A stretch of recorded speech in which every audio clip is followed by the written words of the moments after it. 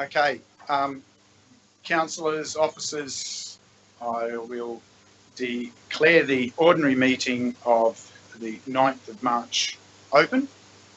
In doing so, it's a privilege to acknowledge the traditional owners of the lands on which we meet and also the lands that form the footprint of our great region.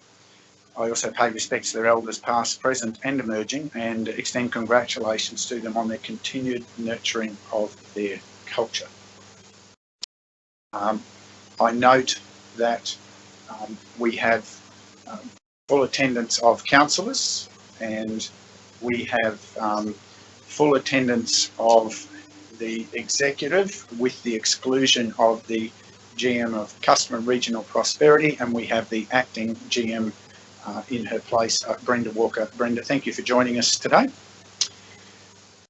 And with that, we have, therefore, apologies as Deborah is still on her recovery journey. And we now thank Reverend Helen Paget for joining us to lead us in prayers this morning. Helen, it is great to have you with us, even if virtually, and we're in your hands. It's great to be with you. And we celebrate the rain that fell yesterday. So let us quiet our minds. On August 22 last year, the world reached Earth Overshoot Day, the day on which humanity's demands for ecological resources such as water, land and sea creatures, forest, soil, exceeded what the Earth can renew in a 12-month period. This year, we will reach that sad point on March 22.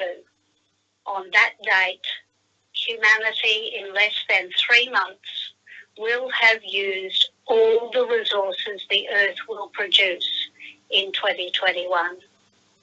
So let us pray for the Earth, for creation, and pray that we and all humanity will judiciously care for creation and support the renewal of the Earth. Heavenly Father, you have taught us through your servant St. Francis that all creation is your handiwork. Grant us your grace that we may exercise wise stewardship of this earth, tread lightly upon it, and cherish its resources, so our children may enjoy its riches throughout all generations, and your name be glorified through all that you have made. Creator God, we acknowledge that as your handiwork, we stand alongside all you have made, trees and rivers, mountains and valleys, soaring birds and scattering creatures, all are held within your care. May we grow in our love and appreciation of the fabulous variety around us, and may our awe and wonder draw us closer to the natural world and through it to you, the God of all things. Gracious God, your amazing love extends through all time and space to all parts of your creation, which you created and called good. You made a covenant with Noah and his family, putting a rainbow in the sky to symbolize your promise of love and blessing to every living creature and to all successive generations. You made a covenant with Abraham and Sarah, blessing them and their descendants throughout the generations. You made a covenant with Moses and the Israelite people to all generations, giving them the 10 Commandments and challenging them to choose life. In Jesus, you invite us to enter into a new covenant in communion with all who seek to be faithful to you. As people of faith, we are called into covenant. Your covenant of faithfulness and love extends to the whole creation. We pray for the healing of the earth, that present and future generations may enjoy the fruits of creation and continue to glorify and praise you. Almighty God, from whom every good and perfect gift comes, grant to those who hold office in this Scenic Rim Council the courage to hold the benefit and care of creation as the benchmark for their decisions. May our communities grow and thrive because we value the natural world and all creation, and may the decisions of this council help that world to be all that you created it to be. We thank you, Lord, for all creation, for the wonder of the world in which we live, for the earth and all that springs from it, and for the mystery of life and growth. We pray that our gratitude may be shown by our care to conserve the powers of the soil, by our readiness to learn from scientific research, and by our concern for a fair distribution of the earth's resources through Jesus Christ our Lord. And let us finish saying the prayer that Jesus gave us. Our Father in heaven, hallowed be your name. Your kingdom come. Your will be done on earth as in heaven. Give us today our daily bread. Forgive us our sins as we forgive those who sin against us. Save us from the time of trial and deliver us from evil. For the kingdom, the power and the glory are yours, now and forever. Amen. Thank you for allowing me to join you in prayer. Thank you very much, Helen. It is always a delight. Look forward to just meeting with you face to face in the future. But for now, thank you so much for sharing those powerful thoughts with us this morning. Greatly appreciated. You're always welcome to continue to listen in with us today, but I do understand you have a... Yeah, no, sorry. There's too much going on in my computer in my office. Thank you again. Thank you very much.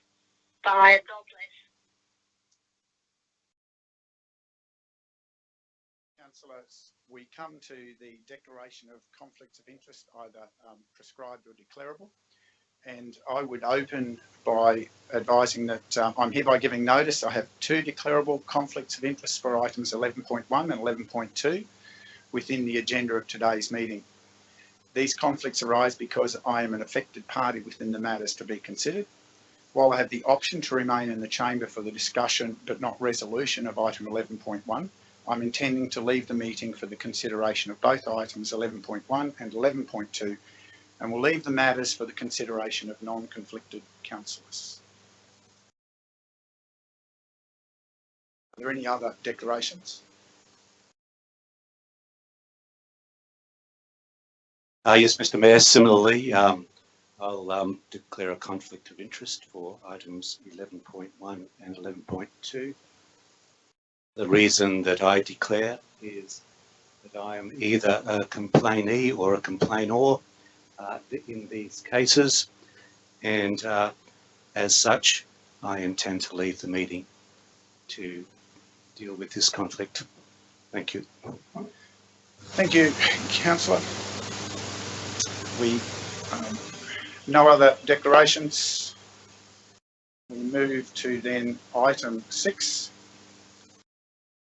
announcements of mayoral minutes. Councillors, with your leave, I have distributed this morning a mayoral minute titled Replacing Fiction with Fact, and with your leave I shall read that for the benefit of those not present and able to see this on the screen.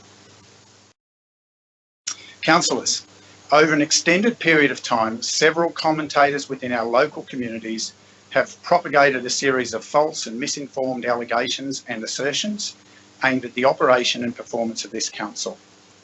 These actions suggest that there is a lack of proper understanding outside of council of the legislative and regulatory environment that council is required to oppose in. post-Belcara environment has introduced significant changes that this council is implementing and upholding. Most recently, this poorly informed pattern of attack has evolved into a change.org petition based again on false assertions and, quite frankly, defamatory innuendo under the banner "Stop the Rot at Scenic Regional Council." While I'm sure we all appreciate freedom of speech in our democratic environment, these misinformed attacks not only are a disservice to our community, but by association, they also attack the more than 400 excellent, hard-working council employees. Like councillors, council employees have limited opportunity to respond publicly due to the code of conduct expectations they must also meet. And yes, it's unfortunate that commentators are not held to a code of conduct or a similar, proper, professional, ethical standard in relation to the accuracy of the information presented. For the benefit of our wider community, and hopefully to provide a fact base that commentators and the media can use for proper research, I believe it is timely to table some facts and observations for noting by council. While this does not exhaustively address every aspect we are required to consider, I believe it will clarify some fundamental matters. Fact 1. Where policies and procedures applicable to councillors have been updated, this has occurred to satisfy the requirements of applicable legislation, not, as some have stated, to limit councillors in the performance of their duties or to gag them. Modern councillors are required to perform to a higher standard than their historic peers, and also to operate at a strategic, not operational level. This makes some behaviours that may have been acceptable in the distant past, where councillors involve themselves in day-to-day operational matters, now unlawful. Councillors are also required, by legislation, to abide by confidentiality and privacy legislation. Council maintains relevant policies and procedures which support councillors to satisfy their obligations and avoid placing themselves in legislative breach.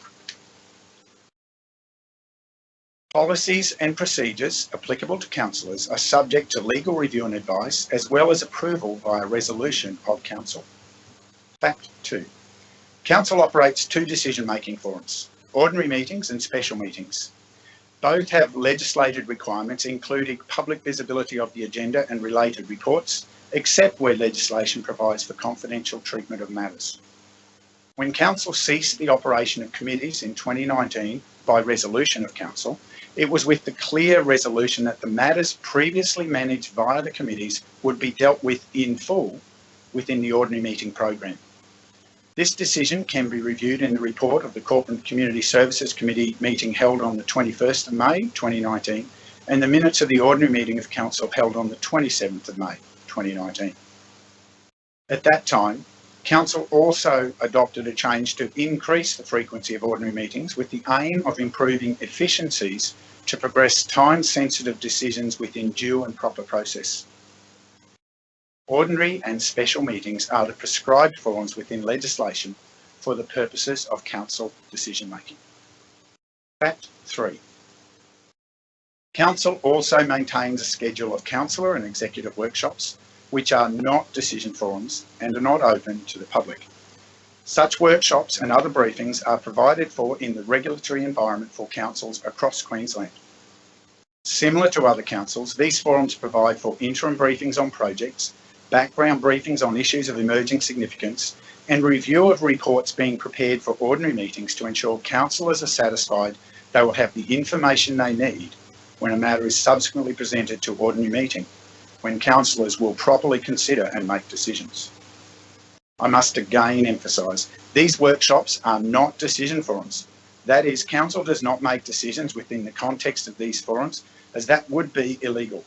Nor do the workshops make recommendations to the ordinary meetings as being suggested by some of the misinformed commentators. Also, it is blatantly false and baseless to suggest that such workshops were introduced or are used to absorb the matters of decision processes previously dealt with in committees. As previously explained, these matters are dealt with in the processes of the ordinary meeting program. Further, workshops have been a natural and approved part of the processes of management available to councils and used within this council since before amalgamation. This has been verified within the records and historic policy and procedure versions available within Council. For further clarity, such workshops and briefings were in place through periods when Council also had committee structures in place. Even through that time, these workshops served a very similar role to what they do today and operate with very similar parameters. Fact 4. Council standing orders have been in existence also since before amalgamation. Standing orders provide a well-defined framework with the goal of ensuring council meetings are run effectively and with the application of suitable behaviour. Like policies and procedures, standing orders are also subject to ongoing review, particularly where prevailing legislation and regulation is subject to change. Council's latest version of standing orders was developed generally in line with the relevant parts of the model standing orders provided by the Queensland Government, with minor exceptions that provide additional opportunities for information clarity and transparency. These were included at the request of and approval via resolution by councillors. Standing orders do not prevent the opportunity for councillors to table matters of concern through due process. Standing orders do not prevent the ability of councillors to raise questions to officers and other councillors concerning matters under consideration. Standing orders do require councillors to undertake their contributions and questions via defined processes. Fact 5. Councillors are legally required to abide by confidentiality and privacy legislative requirements pertaining to materials and information they have access to as a result of their role. These requirements play an important part in providing confidence for community members to rely on the appropriateness of information management.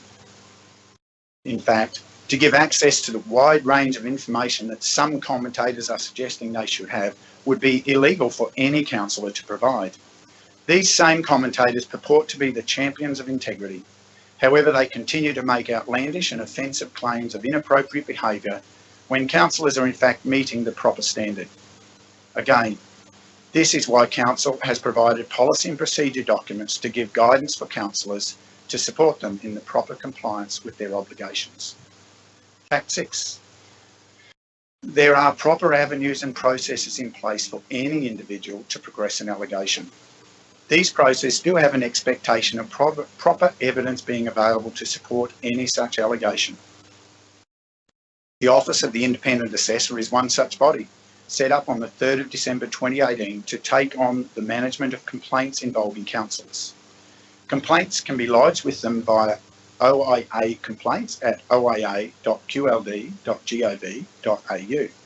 For more serious allegations or complaints, complainants can also contact the Crime and Corruption Commission via complaints, capital C, at cc.qld.gov.au.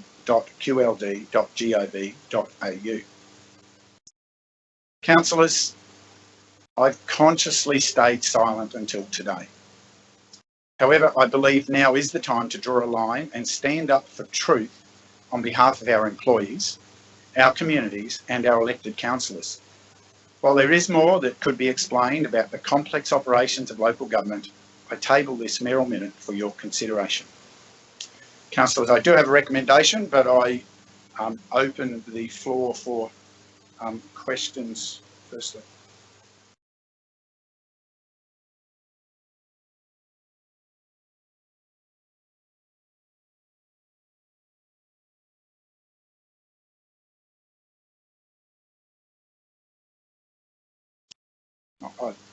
No questions. Open for comments.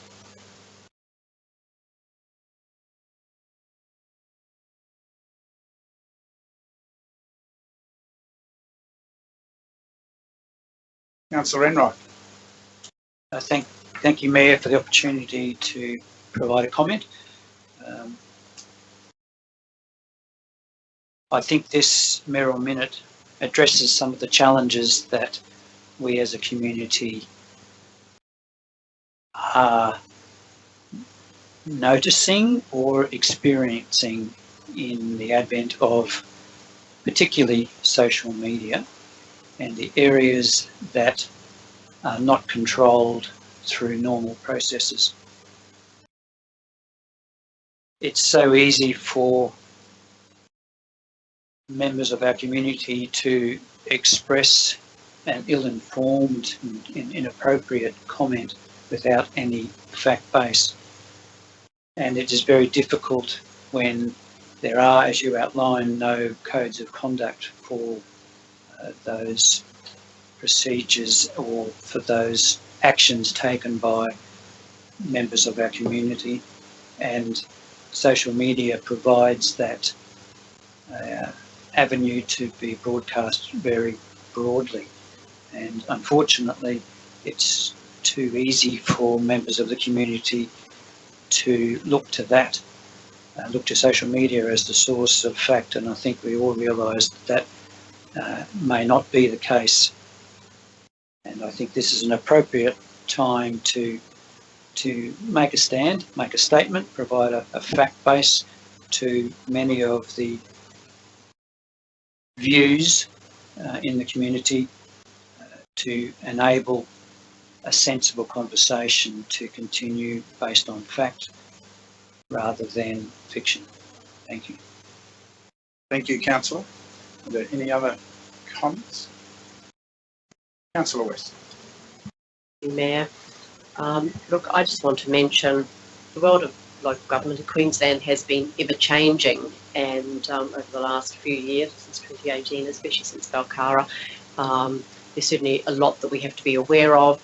It can be a little frustrating for us as councillors too, but we have to adhere to the legislation and keep up with it. And I guess for the community too, this ever-changing world they've got to keep up with it too. It is frustrating, but certainly being a councillor these days is not like it used to be, and it's the fact that we are so much more involved in the strategic side of things rather than operational.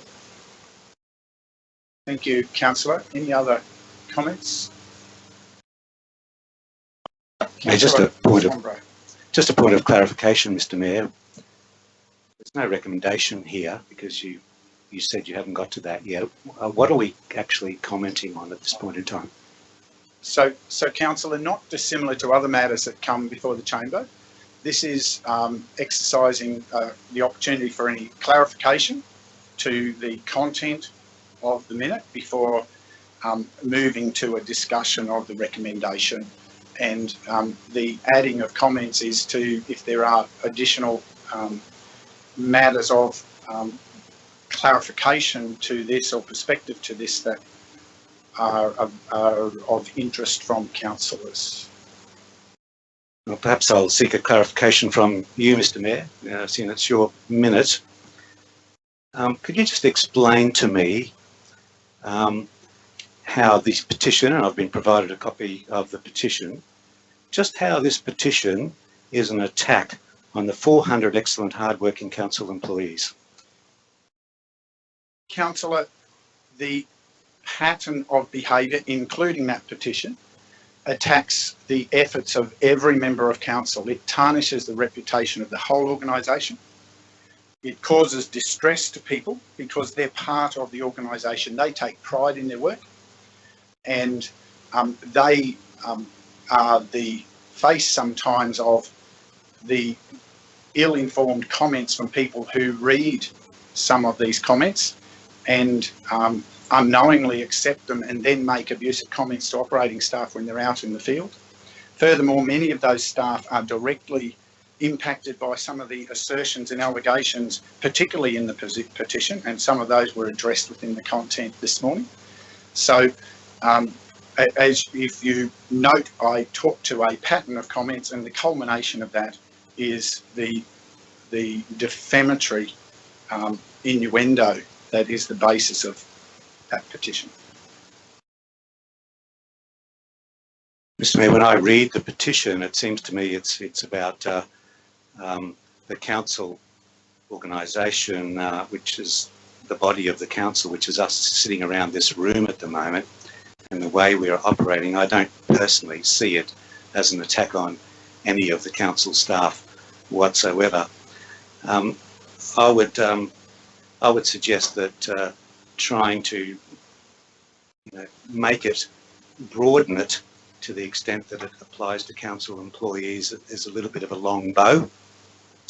I don't think when I read the petition that I see any evidence whatsoever that it's attack on any employees or it's attack on the community, or this is trying to broaden the offence. Sorry, Councillor, you're misreading my words. I haven't talked. I'm not interested in today talking about the detail of the petition. But there'll come a point where that'll come for whatever analysis. But don't overinterpret. My comments about the community are very clear about properly informing the community. That's all I'm saying, is about properly informing the community with facts. It's a novel concept that I believe works very well to actually try and have fact inform opinion rather than opinion reshape. That's fine, Mayor. You've just commented on the detail. I won't proceed to comment on more of the detail if that's what you're saying we can't do. No, sorry. You were commenting on the detail of a petition. I haven't tabled the content of the petition, Councillor, so I don't think it's reasonable to try and make this a debate about the specific line items in a petition, is what I'm saying. I've tabled a mayoral minute. So I let you have your comments, so don't suggest otherwise. You are allowed to comment. All I'm responding to is you've over-interpreted my words, and I'm just asking you to be very thoughtful about treating the pattern of behaviours, treating the community with respect, treating the staff with respect, and treating elected councillors with respect. So I don't think that's an unreasonable expectation of this council to provide leadership on, when it is very evident there is a pattern of misinformation, including the misinformation in the petition. Mr. Mayor, you say over an extended period of time, several commentators within our local community. So is this whole mayoral minute about several people? Councillor, it's a pattern of behaviour that is bringing council into disrepute. And I think every reasonable person, to use a term that perhaps looks at the world and wants a good fact-based conversation. In the absence of a voice, we've played, as I say, I've stayed silent, and I believe generally as a council, we've stayed silent in the face of a barrage of misinformation over quite an extended period of time. And the challenge of a petition to the Premier, no less, is quite offensive to a council that, through every test that's been thrown at, has shown ourselves to be operating and seeking to attain a high level of integrity. It is a great offence, and I believe it is time for us to speak up on behalf of our organisation, that they know we respect them. Mr. Mayor, is it going to be the case now that every petition that we don't agree with, that we are going to have a mayoral minute setting out the grounds for why we disagree with the petition? Councillor, that is such a ridiculous question. I can't give you an answer to it. Clearly, this is an exceptional matter, and it relates not just, again, it'd be good if you would read the whole minute, because clearly I talk about a pattern of behaviour, not just the petition, and it's offensive that you keep trying to create such a bone of contention. This is about the culmination of a pattern of behaviour. That's one piece in a pattern. I'm sure that's difficult. It appears as though that's difficult for you to comprehend, but that's what this is responding to.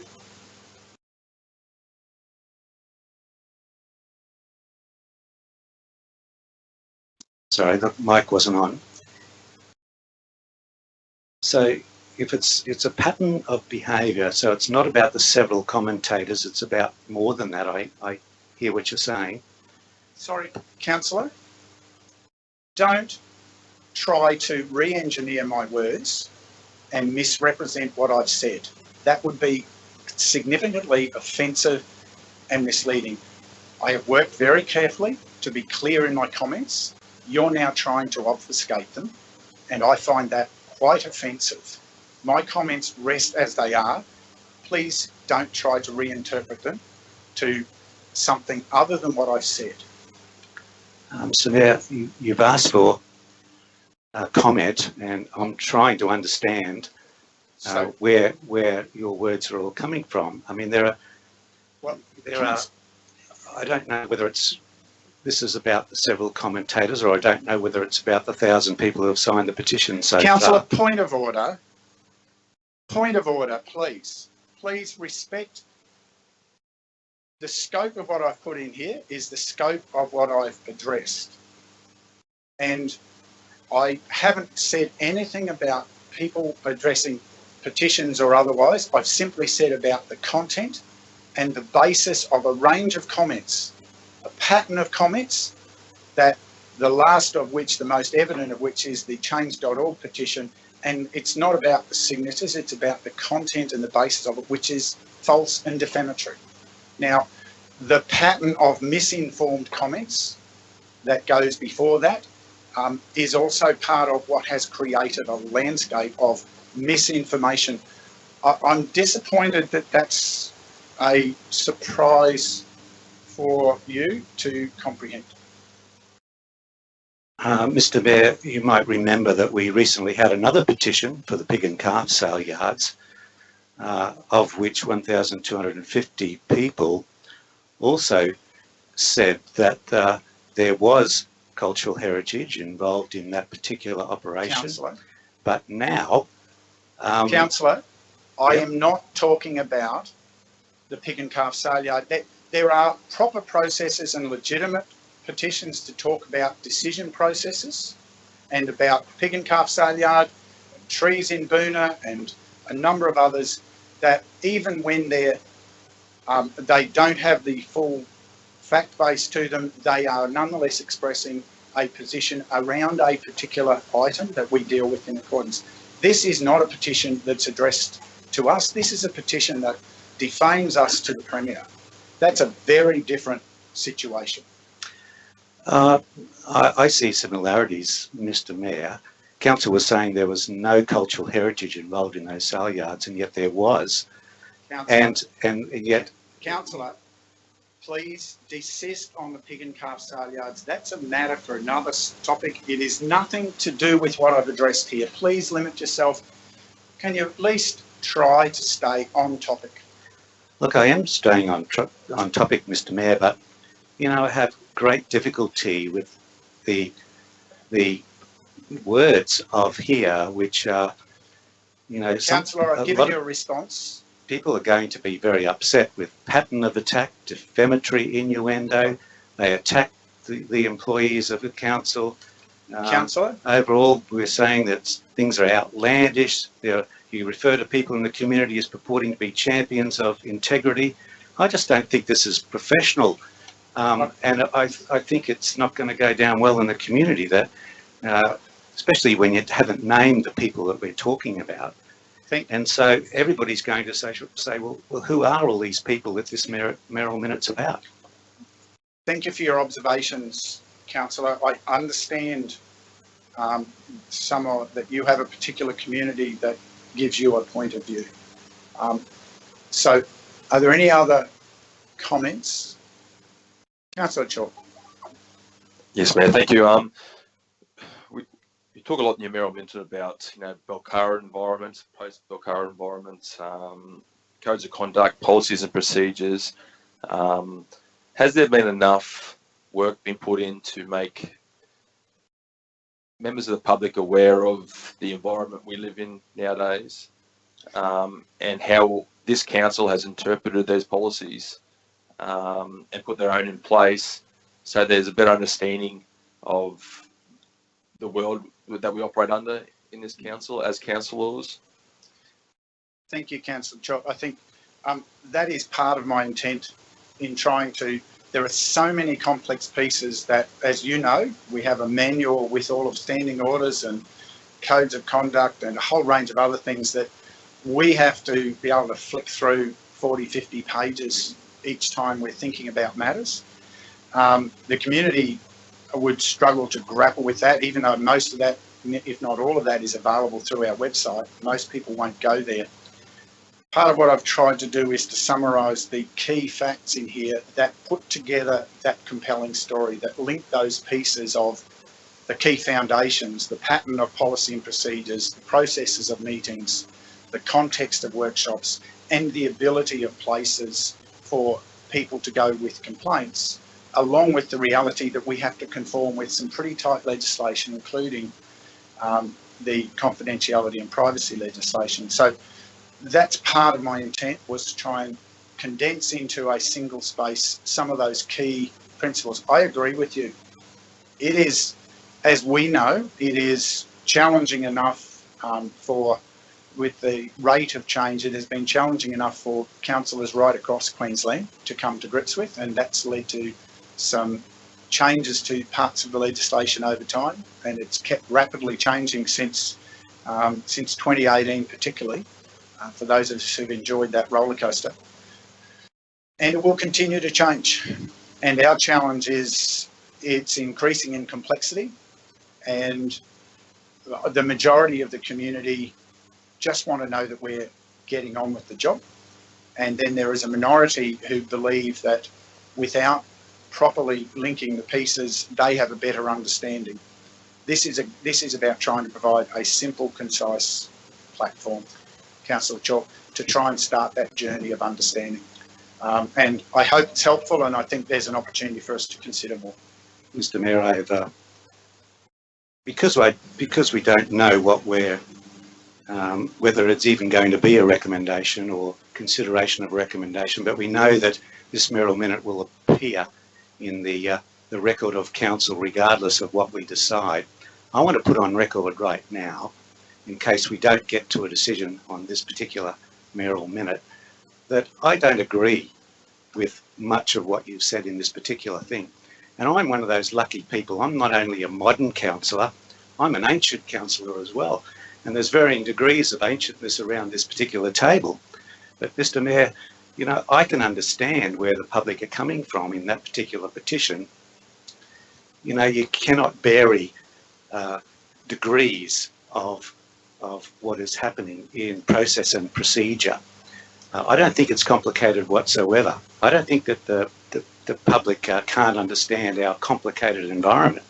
I think it's quite a simple environment, and I don't think overall that it's difficult to understand. It's the interpretation of it and how it's applied, which is perhaps what the public might be considering is objectionable.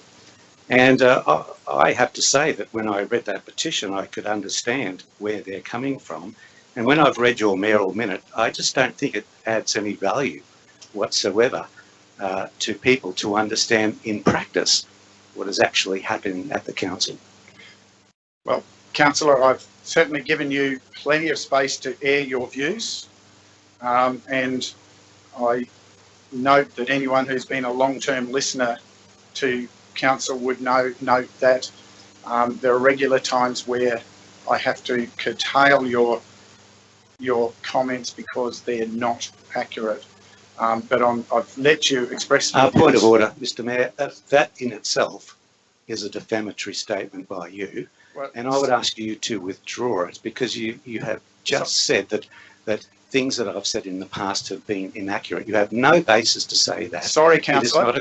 Councillor, just listen carefully. It is a statement of fact that in the last meeting in this chamber, there were at least three occasions where I had to stop you because you were making false statements. And I made that very clear, and it's in the record. It will be in the recording of the meeting.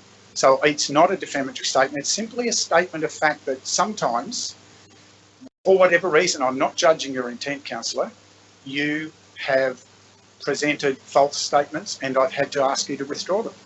That's just a process of council. That's not a defamatory comment. It's just ensuring good governance in process to not let those stand. Yes, sorry, Councillor Reynolds. Thank you, Mayor, and thank you for the opportunity to speak again. I think we are in a transition from times of past and moving toward the future for a better level of governance. This journey has been put on us through the necessity, through the outcomes of Balcara, and through changes in legislation. And I do understand that many people live in the past and think that the good old days were better, but unfortunately I think we have been shown that this is not necessarily the case, and we need to move toward a stronger and levels of government that provide greater integrity, and as Councillor West outlined, that transition for the community to understand the level of complexity that we must follow is difficult, and we are on a journey. And I think it's appropriate that we do help in educating the community, as Councillor Chalk questioned whether we have done enough to educate the wider community. And I think there is a challenge there for us to do that, and also an opportunity for us to fulfil that, so the wider community have a better understanding of the strategic purpose of our role as councillors. And I think while we may never convince a small section of our community that new is better than old, I think this is a way that we need to assist the wider community to understand the future for a local government. And this Merrill Minute, in my view, is a part of that journey to provide some fact to allow people to understand the basis to the operations of a local government in Queensland today. Councillor McGuinness. Yes, Mayor. The old saying of perception is reality, and I think that's what we deal with here in the community at the present time for one reason or another, and some of it is not fact-based. Yeah, the community doesn't share the confidence in this council as what they have or what they should, and what we deserve them to too. I think we've done a lot of good things. We will always make mistakes, and we have to be man up, if you can use that term these days. Person up maybe is the correct one. And we do, and we'll look back in a number of years' time, and there won't be everything we've done right. But I think we've done a lot of good things, and I think it's unfortunate that this perception is out in the community. And will this help? In some ways it will.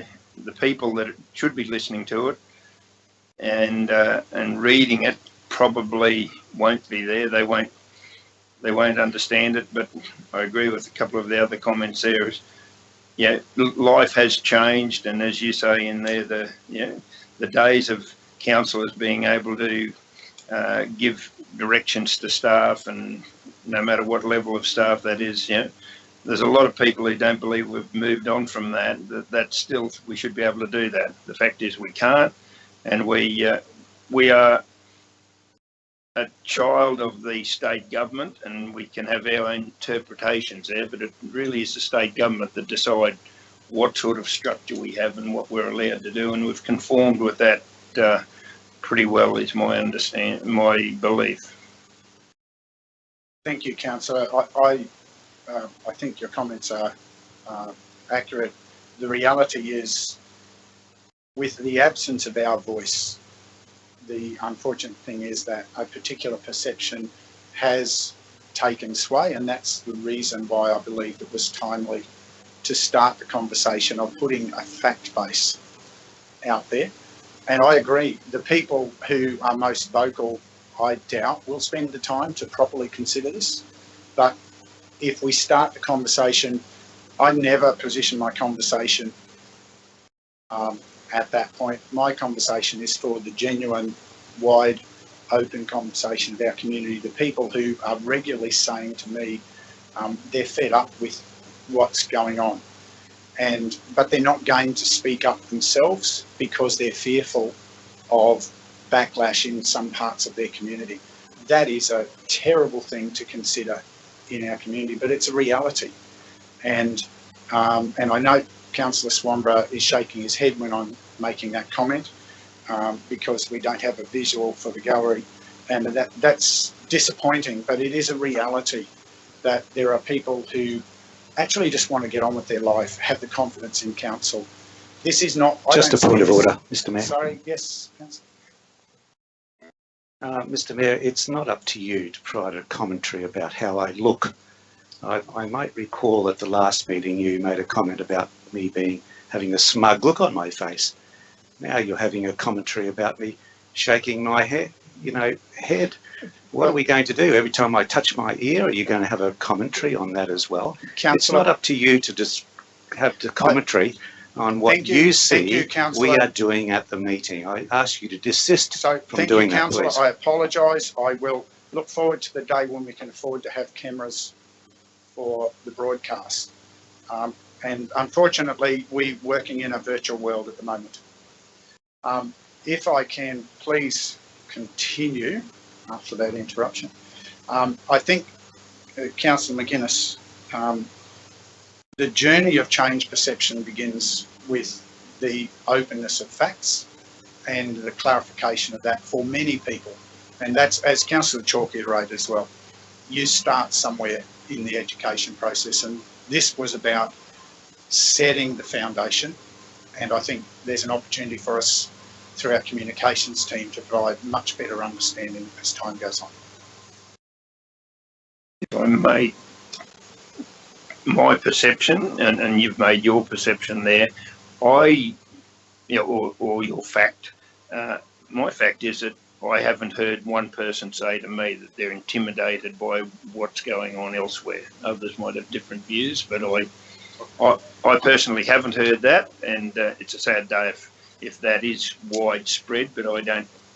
And I've had some fairly robust conversation with some people, but they've never been, I haven't heard of people being intimidated that I've come across, just to put my point of view forward. Thank you, Councillor. I can only comment from my personal experience of the people that have approached me in certain parts of the region. And out of respect for them, I won't discuss which parts of the region that's been. Councillor Chalk? Yes, a little bit further, more of a closing comment on my own behalf. We are sort of told we're strategic and not in the operational scheme, and I think as councillors, it's our duty to push back on points of legislation that we don't feel comfortable with, and challenge how things are set up and structured all the time to try and give visibility to ourselves and to the public. And I think my personal view is that we are doing that. It takes a lot to learn these legislations and the framework that's put to us from the state and how the councillors interpret it.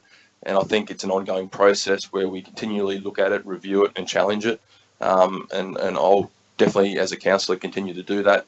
My term is to look at better ways or different ways or even better ways of doing things and challenge everything. So, Mr Mayor, I have a comment to make. When I read this petition, it's not about changing legislation. It's not about the difficulties of the modern age. It's not about, all this stuff that we're purporting to make it about. This is about the petitioners saying that confidential briefings of council, are against the principles of local government, and they're concerned about the level of confidentiality that is being imposed by council's policies and procedures on councillors. Now, I've been doing this a very long time myself, and as an ancient councillor as well as a modern councillor, I can tell you that I've been through transition of legislation all my career, probably for the last 40 years. But I think we're missing the point if we want to cloud in, this whole issue by saying, oh, it's just the poor public and poor us because we're struggling to adapt, to modern legislation, and the public can't keep up with that. And gee whiz, that's the explanation for all our problems. Well, it's not that at all. It's very clear that it's council confidential briefings where they're excluded from the decision-making process. Point of order, Councillor. Thank you. Point of order. That is a false statement. you know quite clearly, and that's one of the reasons that I've made one of the clear statements here. There is not decision making in confidential workshops, and I'm going to ask you to retract that last statement and apologise. I won't be doing that, Mr. Mayor, I can assure you, but I'd like an... I am asking you, you have suggested that we make decisions in confidential workshops. I didn't say that, Mr. Mayor. Yes, you did. You go back to the tape and I said a decision-making... Did you hear that as the statement? I said it was a decision-making process, and I want to refer you to a section of the Act. Sorry, Councillor, stop. I'm talking as chair now. You made a false statement. If you didn't mean it that way, you can apologise, withdraw it, and restate it. But okay, well, for the benefit of you know, another hour writing a defence to the OIA, I'll withdraw it and I want to restate it. What can I restate it, Councillor? Mr. Mayor? I want to restate section 150EE of the small AA of the Local Government Act, and that provision in the Act says that even when councillors have a discussion, that it is part of the decision-making process of local government, which means that two councillors discussing something prior to a meeting, going into a confidential briefing and having discussion about something all contributes to the decision-making process of a local government. Sure, I understand that we only actually have an opportunity to make the decision in an ordinary or a special meeting, as you suggest.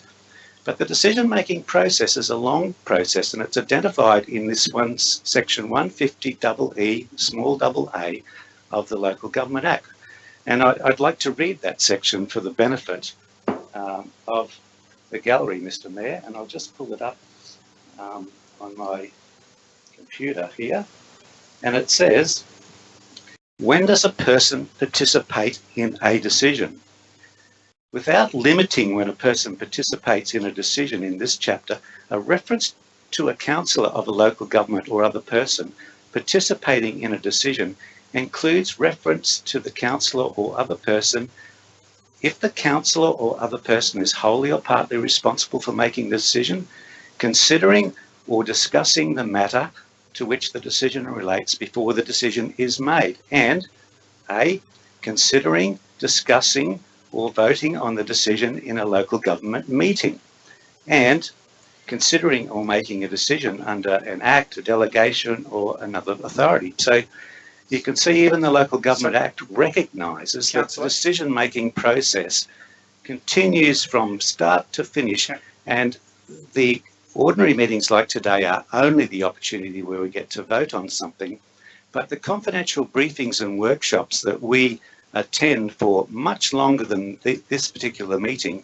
is where decisions are being formulated, they're being built up, the understanding's there, we understand, we talk to each other about it all, and once upon a time the public were invited to come into those particular meetings and listen to that. And now, is this a point of order, Mr. Mayor, or what? I am pausing you to say there has been a very clear process available, and the records go back into Beaudesert Council days, and there have been a very clear pattern of having confidential workshops available for the processes of council, and I've confirmed that with someone who lived through those days as a councillor as well. So to be clear, the provision that you're talking about, just to make sure we put full transparency, talks about conflicts of interest, councillor.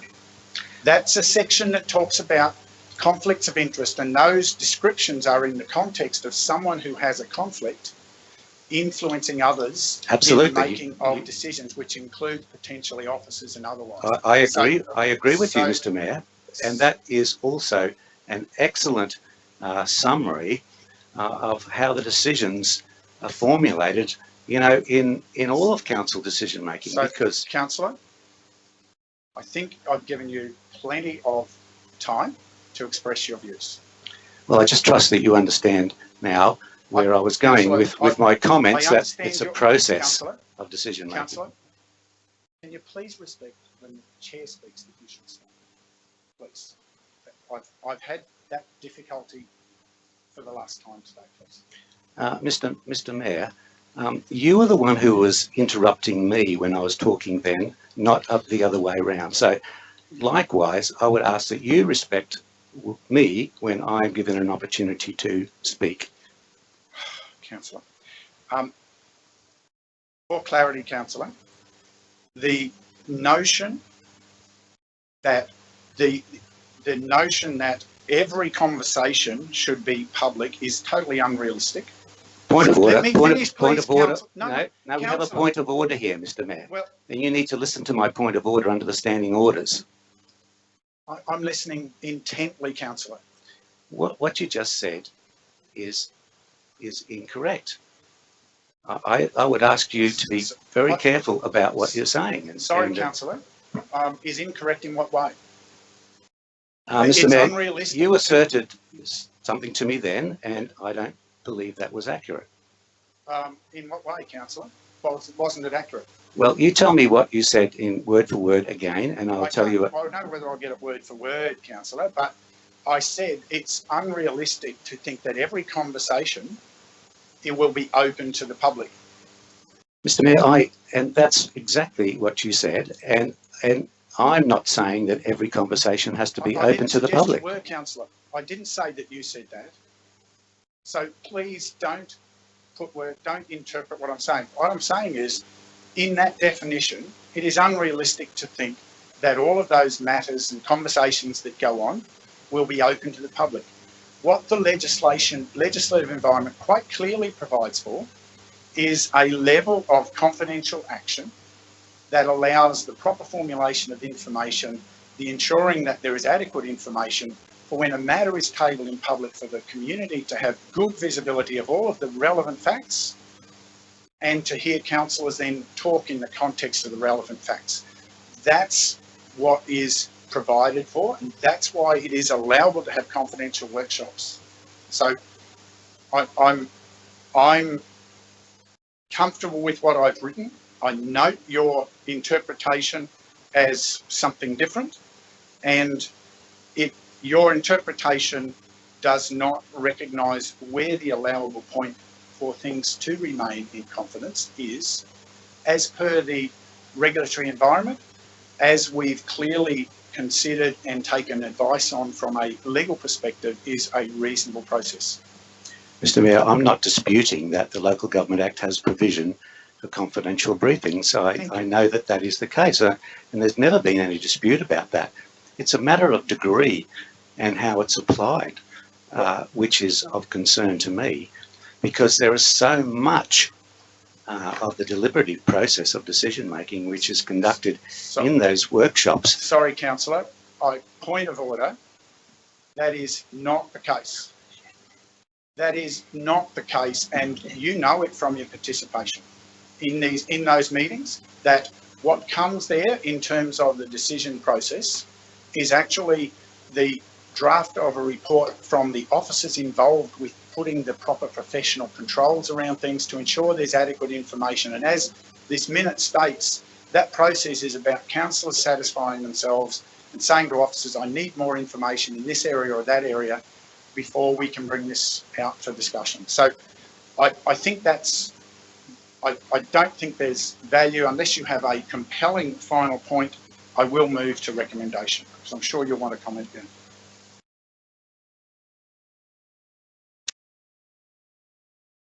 Yes, Mr. Mayor, I'm happy to listen to your recommendation. Okay, thank you, Councillor. Councillors, my recommendation, and thank you for that open and frank exchange of views. My recommendation is that Council note and endorse the matters discussed in this mayoral minute as a proper fact-based explanation of core aspects of elected council operation and process. I move.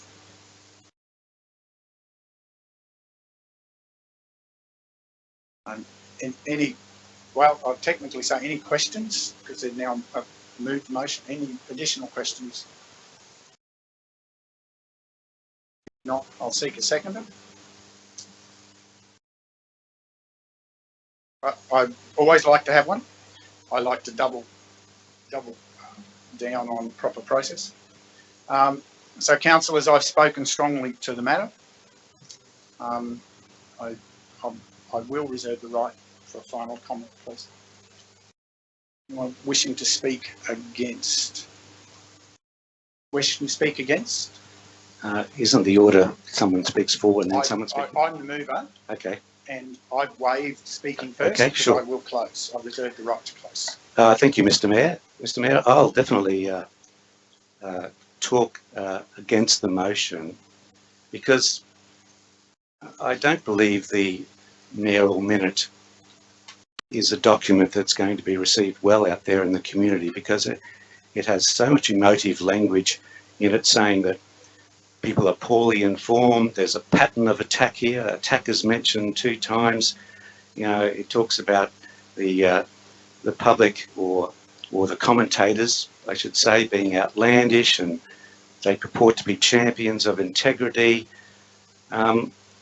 I don't agree with all the points that you've made here, but we only got this at 8 o'clock this morning, so it probably needs careful consideration and reply to the points that are raised, which is not the time to do it here. But I think that anybody who's going to vote for this is going to, you know, be branded with the... Sorry, Councillor, please don't slur. You can talk about your view.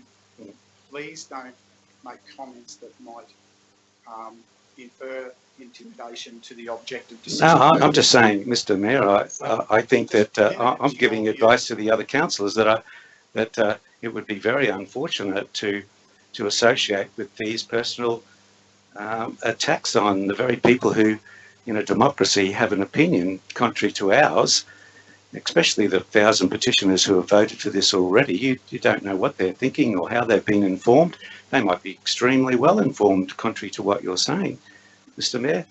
And, you know, I think that this particular mayoral minute is a very unfortunate minute in that it sets a very, very bad precedent for what's going to happen in the future if council doesn't agree with a petition that they see being formulated somewhere and they seek to, you know, go and make disparaging comments about certain people involved in putting the petition together. I just think that's a step backwards for democracy. Thank you for your view. Anyone wishing to speak for? Councillor Enright. Thank you, Mayor. I would like to speak for this motion. I think we are on a journey, as I mentioned earlier, we are on a journey through the process, and the intent of this motion is to provide some background to people, to the wider community, on the challenges that we have in dealing with the current legislation. It provides basis to the reasons of a structure of our council. It provides the processes of which we deal with particular items of business through council. And I think it's important that it's not about a particular petition. I think that may have been the threshold to actually enact this mayoral minute, because it's obviously that the lack of understanding is what has triggered someone to suggest that a change.org petition was an appropriate way forward. So I see this as being a way to provide some facts, provide some clarity, and assist our wider community on the journey toward better governance in the Scenic Rim. Else wishing to speak against? Anyone else seeking leave to speak? Councillor McColl. I tend to agree with Derek that there is probably a little bit too much emotion in the mayoral minute, but I can understand why, given the level of commentary out there on social media. being one of the new guys on the block in regards to how the process works in here, I don't have any problem with any of the processes and the procedures that we use. I agree that we use the corporate and executive work, sorry, the councillor and executive workshop to ensure that the agenda items brought to us are properly researched and covered to give us the ability to make the decisions in ordinary meeting. We have rolled up the committee meeting into the ordinary meeting, and I encourage anyone out there in the social media world to jump onto YouTube and Google any of the other surrounding councils out there and listen to their ordinary meetings, and you'll be quite surprised at the lack of detail when they approve minutes. I'm not going to pick which ones, but you can have a listen. The other thing that I do enjoy, it doesn't turn into a talk fest. We get in, we clarify, we make comments, and we debate the agenda items without it turning into a 2-hour talk fest. So the proper procedures to ensure that we look professional in our doctrine. Would it be good to have other avenues to bring some of the stuff out, some of our briefings that probably could be more public? I think that's something that we'll discuss, and I know that fellow council and I have been discussing it for quite a while, well before any petition came out, and we'll bring that to the other councillors. But I support in principle the mayoral minute to try and open up and let people know that the council isn't deciding everything in secret and doesn't have everything in secret. Our ordinary meetings go for over 4 hours and sometimes up to 6. And when you jump on YouTube, you'll see other councils over and done within 50 minutes with about 20 minutes just approving certain line items. So this will be an ongoing discussion within social media and within the community, and hopefully we can take emotion out of it and look at the facts and move on from there. Thank you. Anyone else seeking leave to speak? Councillor Wessel. Thank you, Mayor. Look, I just want to mention the fact that we've talked this morning about the immense changes that have been happening in local government, and that's affected our community as much as what it has personnel at council, and that maybe we may not have done a very good job or as good a job of getting the information out, the changes, getting that all out to the community. But I must say that these 6 facts, although I haven't had a lot of chance to read them, but they're a very concise synopsis of what council is dealing with, and I think this is a very good start towards educating the community and starting dialogue about how we manage things. Anyone else comment? Not, I'll just offer a closing comment. I do acknowledge that this was late. I've been agonising over this and was contemplating not moving forward, but a compelling reality struck me that very clearly, in the absence of putting fact into the conversation, that fiction, emotional fiction, commentary and fiction that was intended to engender uncertainty about council would continue to fester. There is some very, I wouldn't say emotion, but some adjectives that I've used that are based on carefully analysing the pattern of comments over a period of time. They're not comments that were made lightly. They're comments that were carefully considered. I think also it's worth observing that doing things because we're trying to keep everyone happy will never succeed. That's not the goal. My goal in life is that we will do the right things, and that there are sometimes going to be people at the fringes who will not agree with that, and there'll be groups of people who will want a different path. Our objective is to be strategic and get clarity of integrity to our settings to be able to inform how we move forward. I do commend the motion to the floor, because I believe this lays a foundation for us to commence a further conversation. I'd also observe it's particularly the allegations that sometimes get echoed even through correspondence that comes to us. The reality is this council has added significant additional moments of transparency and acts of transparency and documents of transparency in the last 3 years particularly, that now are seen as a matter of course, and of course then people want another layer and another layer. And the challenge with many of the things that we get asked for is that they all come at a cost. And so we have to take them through a budget process if we want to add a new process, to add another reporting process or another exposure process, because that all adds to the resource load of the organisation. So that means going through a budget process. And I'm sure that will allow us, alluding to some of the comments, to add additional tools to give clarity on some issues for the community. With that, I commend the motion. I don't believe it'll reflect poorly on anyone.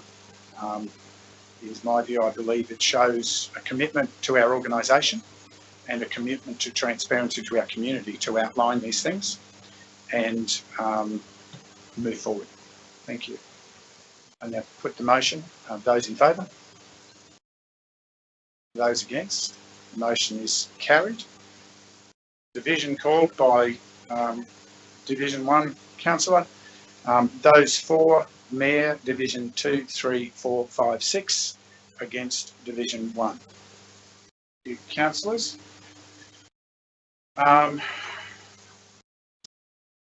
Conscious of time, CEO, can we move to item, we move to the confirmation of the minutes of the previous meeting, item 8, please.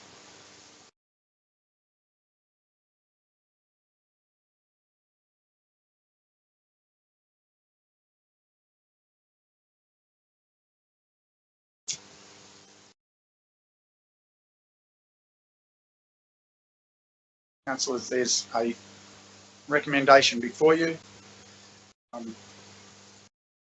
Minutes of the ordinary meeting held on 23rd of February 2021 be adopted. Seek a mover. Councillor Guinness, seconded. Sorry, before we go to a seconder, any questions to the matter? Not. Seconded. Councillor West. Any wish to speak further? Councillor McGuinness. Anyone wishing to speak against? Anyone seeking leave to speak to the matter? If not, we put the motion. Those in favour? That's carried unanimously. We move now to, there's no business arising from those minutes before the meeting today. Mr Mayor, I'd like to raise an issue of business arising. Councillor, that's not been pre-advised.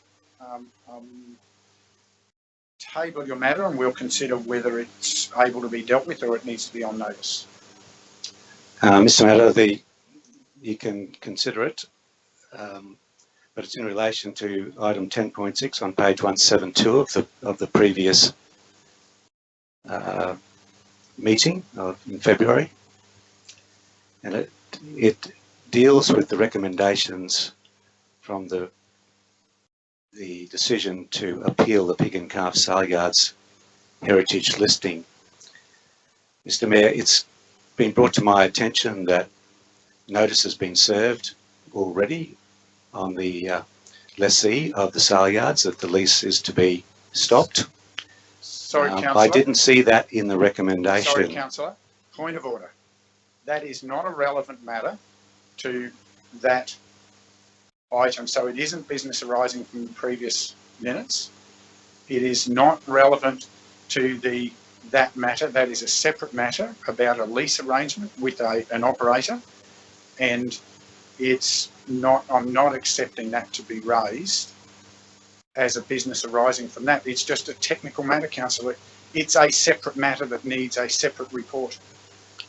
Mr. Mayor, the decision's already been made and it's of great interest in the community. And I think if there aren't any processes for a councillor to raise a very topical and interest of concern to the community in a council meeting because the processes don't allow it, I would have thought that this is a business arising from the previous minutes. It's a business of the same. Sorry, Councillor, it is not related to the heritage listing. It is related to a lease matter, which the correspondence that you're referring to was a subject of prior communication and prior understanding in my awareness to this chamber. And I'll note your request, and it's not reasonable to try to discuss it here today because no one's had the opportunity to prepare. It would have been nice if you had raised it at a reasonable time, but it's a matter that we will consider when we take a break. I'll seek advice whether there's any opportunity to provide a reasonable update, and that's an exceptional stretch, Councillor, but it is not related to the heritage listing. Mr. Mayor, I didn't see any other opportunity in our agenda to raise the matter, but I'm very happy that you'll take advice on it. And I would hope that in the interests of transparency and process that we would be able to have that discussion today. Councillor, you're talking about an operational matter that has been reviewed. Just for clarity, to close the issue at the moment, there is no surprise in what's happening at the moment because it has been quite clearly communicated previously, and it had been publicly clear that the existing lease had a finite date to it.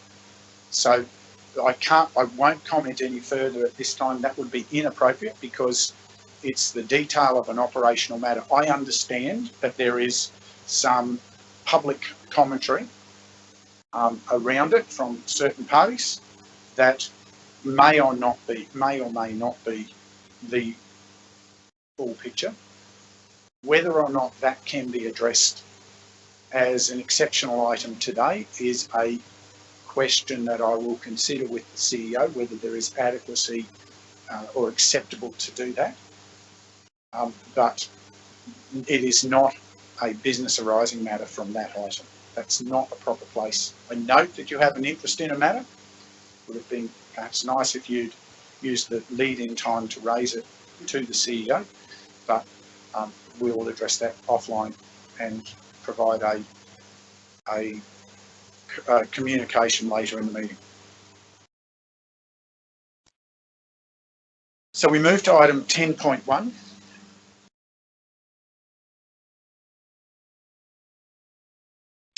On page 5 of your agendas, Council. Thank you, Mr. Mayor. Good morning, Mayor, councillors, executive officers and members of the public listening in at home. The first item, 10.1, is where Council is requested to endorse participation in the Local Government Association of Queensland 2021 Waste Forum for Councillor McConnell. That attendance occurred on 15th and 16th of February 2021. The Mayor also attended. The Mayor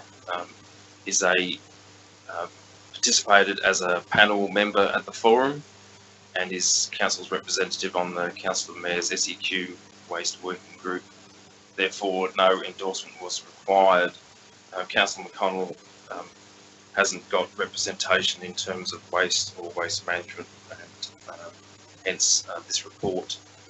I will note, Mr. Mayor, that it was an event that was free of charge, but with meals and meal allowances included. We provided a figure there in the budget of $100 per person, including meals, whereas on the first page, on page 5, it does say that it was a free event. Thank you. Any questions to this before I perhaps ask? Councillor McConnell, is there any comment that you would seek to add to, now that it's a past event, but if there's any comment you'd wish to add? Yeah, I'd just like to thank the CEO for his comments there. Being a new councillor, it's important that we're across all of the areas that we have to deal with and make decisions on within council. And I requested to go up to the Waste Forum to broaden my knowledge base across the waste management system that's being implemented, and it was quite an eye-opener.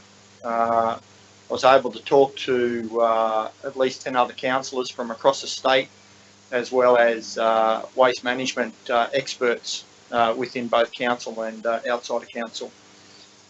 So it was important that it is important for councillors to ensure that we educate ourselves. Some of the outcomes were rather enlightening, especially in regards to community education in regards to waste management and what can and cannot go into our recycling bins. That'll come out with further education and programs from state as well as the local council.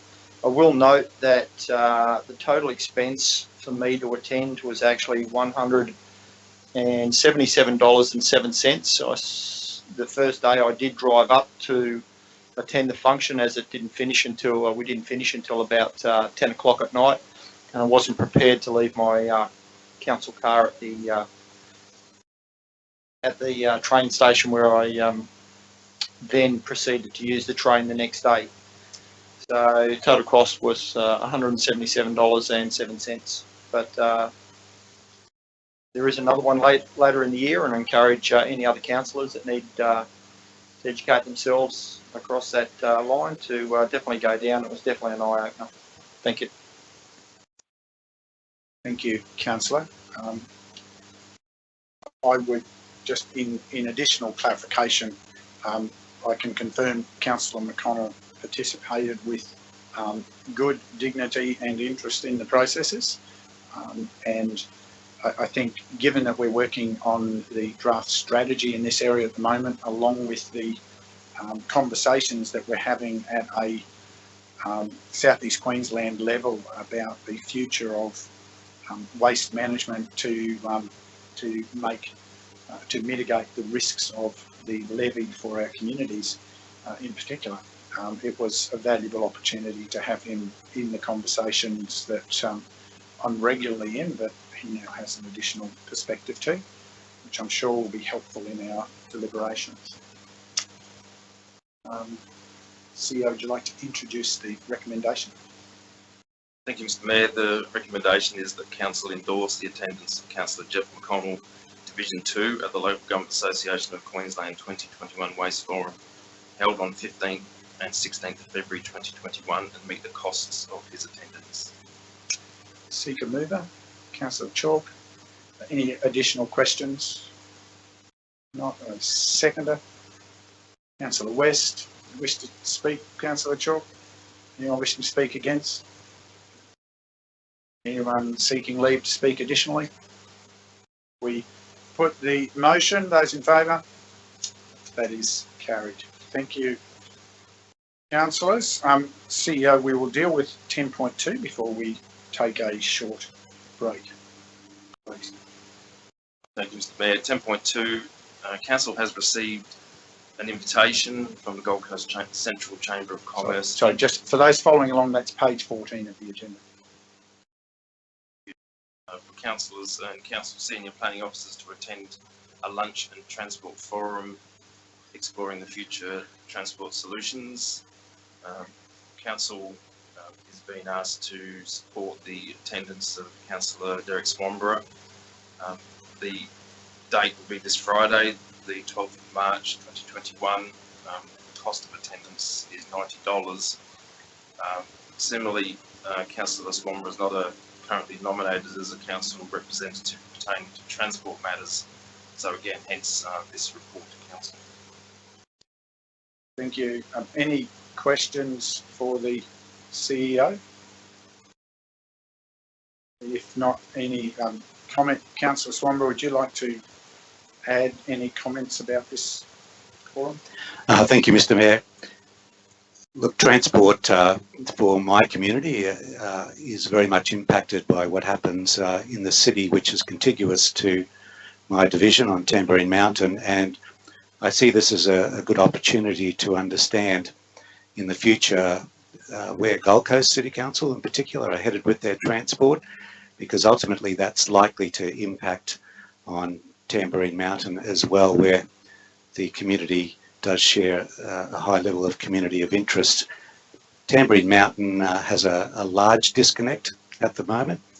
There is a social dislocation from that particular centre, unless you're wealthy enough to perhaps have 2 cars and can afford to travel up and down the mountain. For those people who don't have that, there are very few transport opportunities for them to get to the Gold Coast, and I'd be very interested to know in the future what is planned for the future in transportation at the macro level and at the micro level, because it does have impacts for this Tamborine Mountain as a community in the Scenic Rim and Tamborine Mountain as a community in the Gold Coast City Council.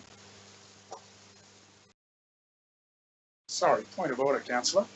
Tamborine Mountain is not a community in the Gold Coast City Council. Please retract that last false statement and apologise. Mr. Mayor, when I say community, I'm not talking about boundaries, I'm talking about the community as a body of people. Sorry, councillor, given your public campaign, I don't believe that's a proper comment.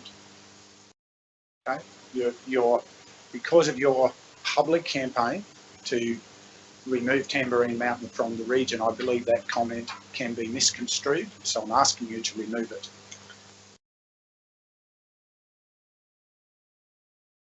Well,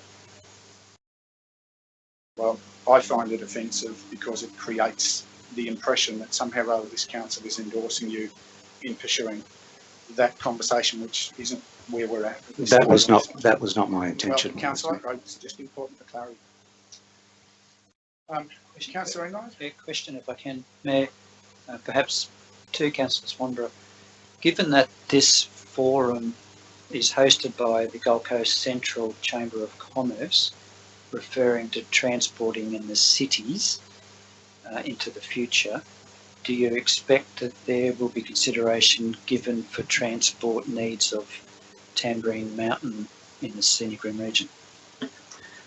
Certainly, as I said in my earlier comments, whatever happens in that particular city generally has an impact on Tamborine Mountain as well. This particular conference has a lot of state government representatives and professional people in the transport sector who are addressing about the challenges, the costs, the implications of where we're going. And I think transport is one of the great big challenges of every city and every country town, in Australia. So I see this as a very good opportunity to participate and to be able to understand what actions are being proposed, certainly in a contiguous neighbour to the Scenic Rim.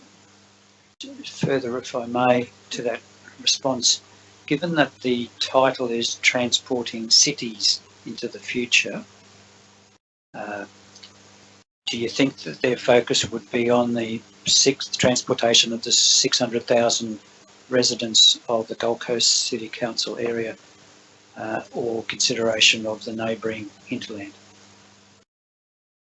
As I said, Councillor Enright, my answer hasn't really changed. It's going to be, there's a focus on the Gold Coast, but as I said, what happens there has implications for us as a region, and certainly for my community on Tamborine Mountain as well.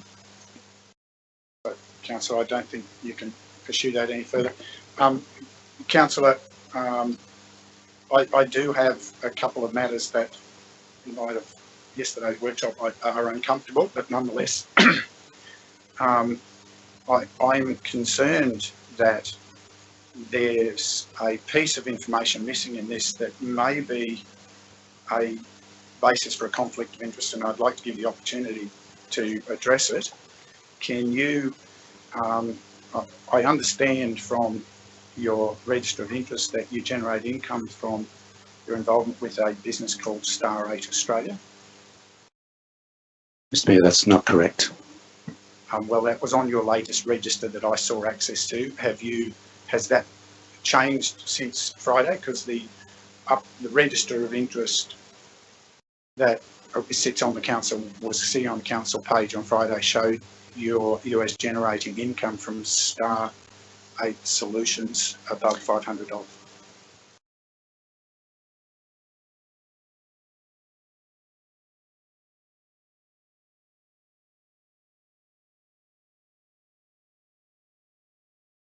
Sorry, I'll start again because I see the mic wasn't turned on. Mr Mayor, my previous register of interest, I think it was 12th of October, deleted any reference to Star 8. My register of interest does not have an entry saying I generate any income from Star 8.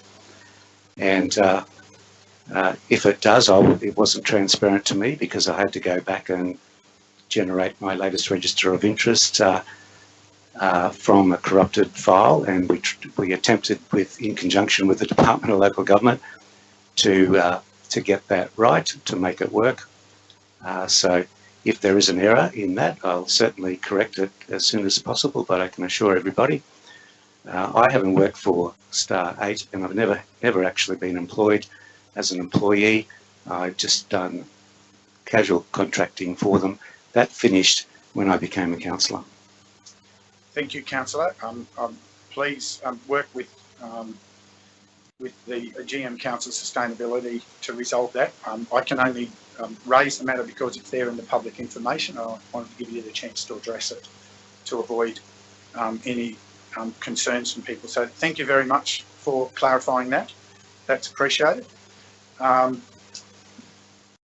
we ready to move to consider the recommendation, Councillor?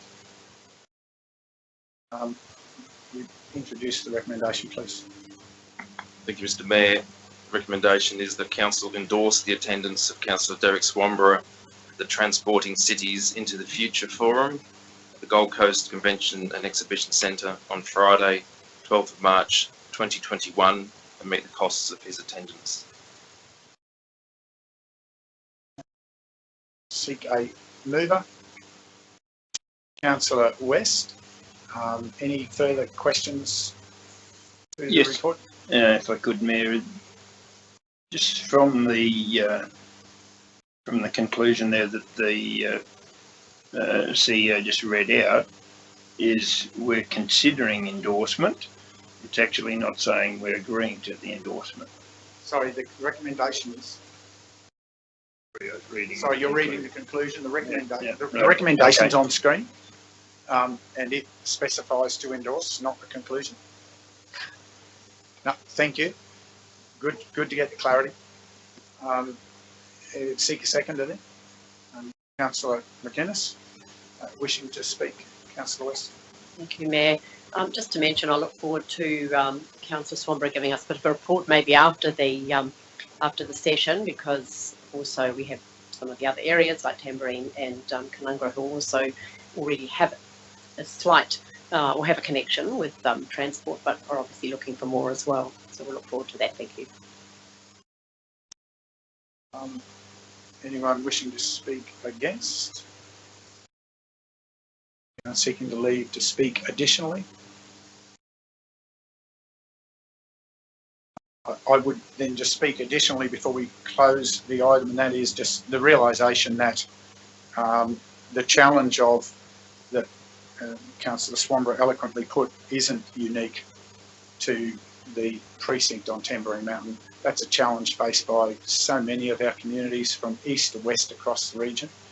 I do look forward to what might come back from this, but having intelligent solutions around public transport and mobility to support our communities right across the region is the issue we need to focus on, rather than just singling out one community. But happy to support this today. Close, Councillor. No, I'm fine, thanks. And then we put the motion as per what's on the screen there, councillors. Those in favour? That is carried unanimously. Thank you, councillors. I'm conscious it is now not quite 10 to 11. We will pause until 10 past 11 for a break to stretch, refresh, and be ready to continue then with item 10.3. Thank you to the gallery. Get yourself a cup of tea and rejoin us at 11:10. Thank you.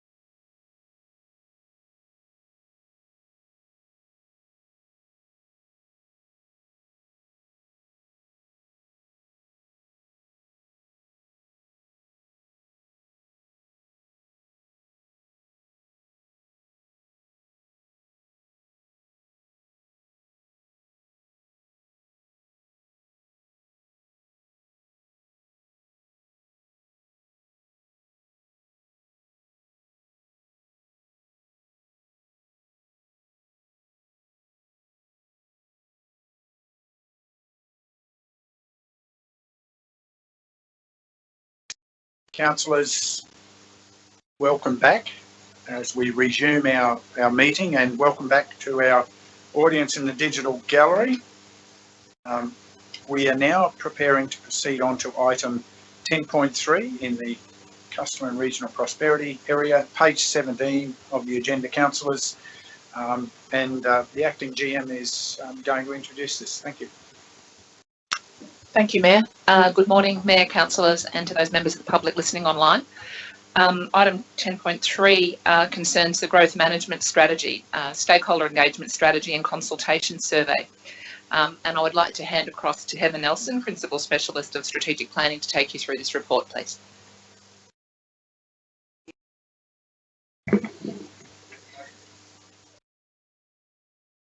So we're presenting the Scenic Rim Growth Management Strategy consultation strategy to the councillors, which sets out our engagement plan for both Phase 1 and Phase 2 of the GMS. Phase 1 involves an initial gathering of information exercise through a consultation survey that will be accessed online by the community. And Phase 2 is the consultation of the draft GMS document, which will include the proposed policy, and the timing of that is proposed for the last quarter of 2021. And the next exercise that we're proposing to do is this survey commencing next Wednesday. It'll be available online for 21 business days. It has 3 questions that seek feedback from the community to gain an understanding of how the community would like to see the growth in the region to occur to accommodate the additional 10,000 dwellings and 7,600 new jobs anticipated by the Shaping SEQ Regional Plan. And we've tried to make it a simple survey with 3 options, but there's also plenty of opportunity for free text for the gathering of opinion or ideas from the community.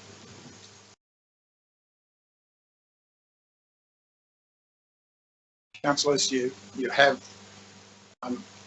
the further detail of that in the report and in the attachments. Are there any, firstly, questions for clarification to either the acting GM or the officers? Councillor West. Thank you.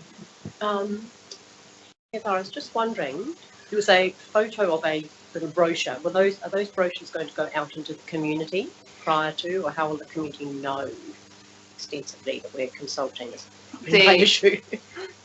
Council's website will be updated for Have Your Say. We'll be putting our ads in the normal council advertisement commencing at the end of this week. That brochure can be printed. We weren't planning to because of COVID restriction. It can be printed at request, but it's mainly online and through newspaper advertising. Thank you. I just say that could be very helpful to have some of those, perhaps just to go out to our community groups and to have it strategic slated. We can make them available. Yeah. The other question I had was in Phase 2, is that when there will be community consultation or groups, or will it be online? Phase 2 is mainly the consultation of the draft document, but I imagine at this point that it would include stakeholder engagement in that form. So we will present possibly to those groups, not all of them, but some identified in the stakeholder engagement strategy. We haven't really resolved the details of Phase 2 yet. Thank you. Other questions to the officers?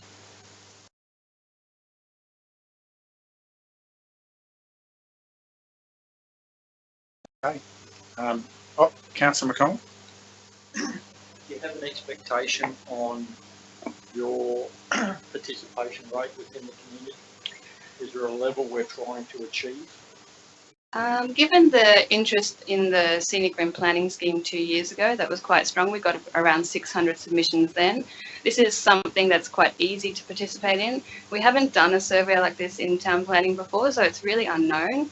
I would think hundreds of responses will be returned with lots of information given to the strategic planning team to move forward.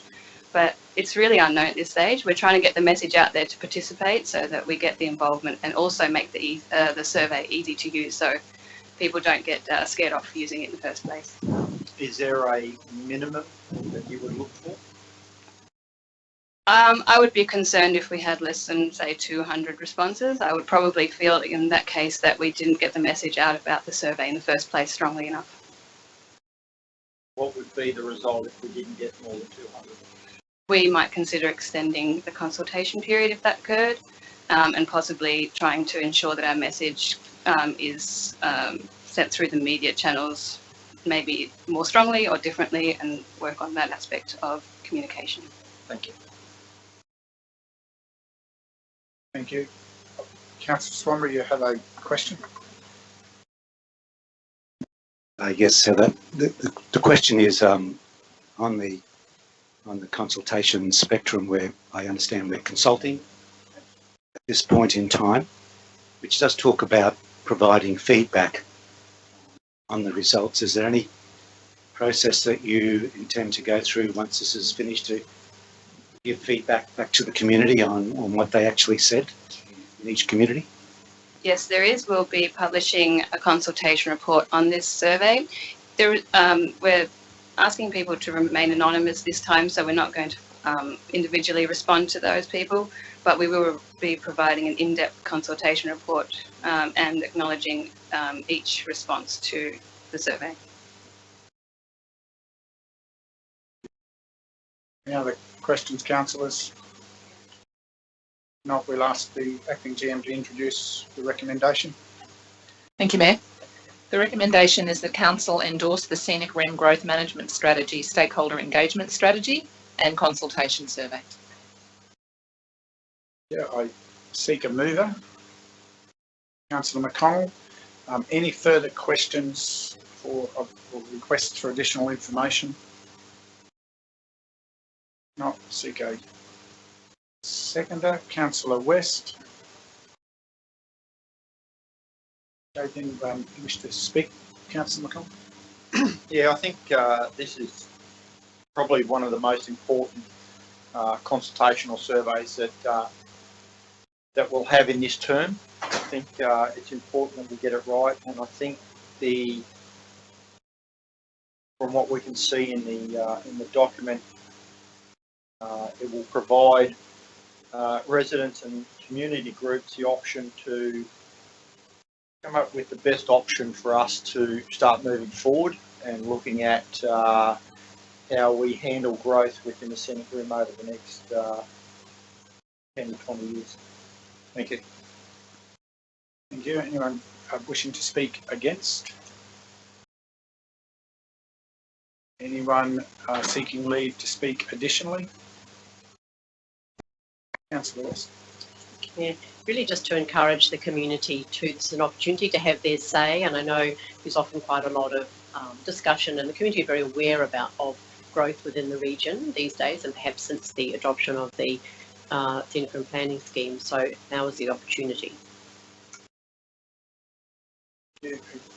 Anyone else seeking leave to speak?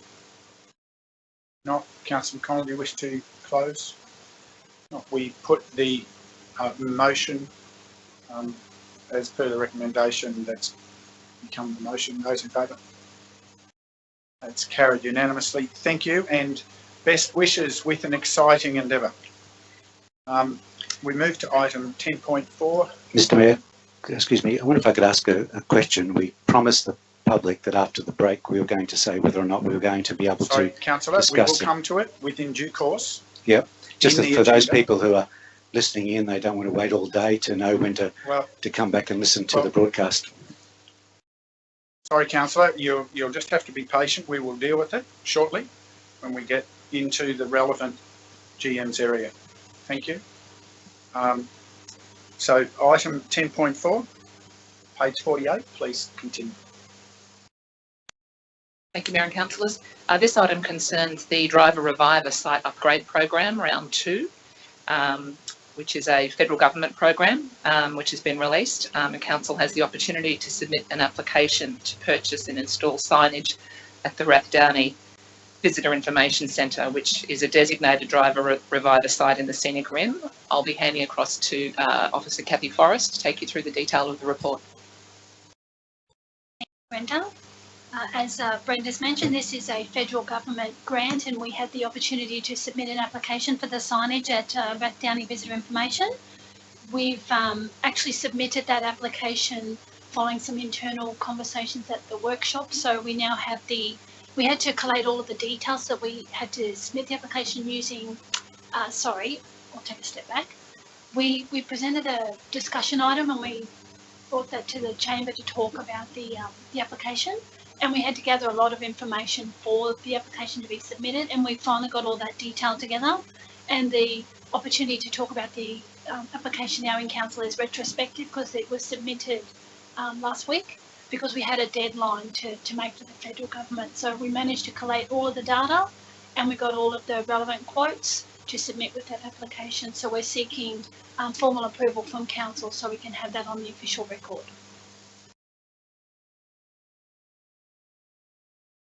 Questions to the report, councillors? There's a lot of information there.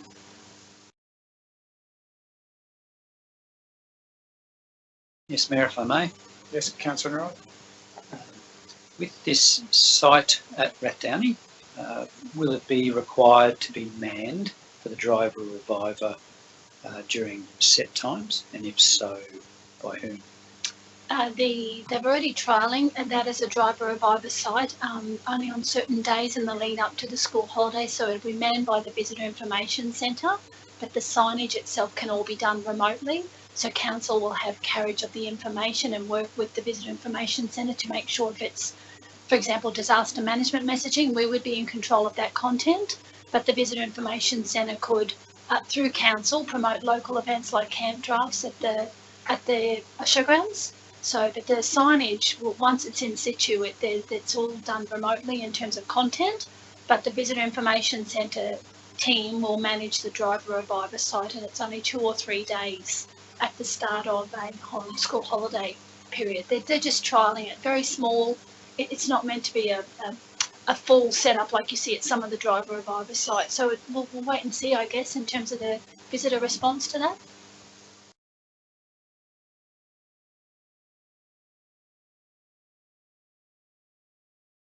Other questions?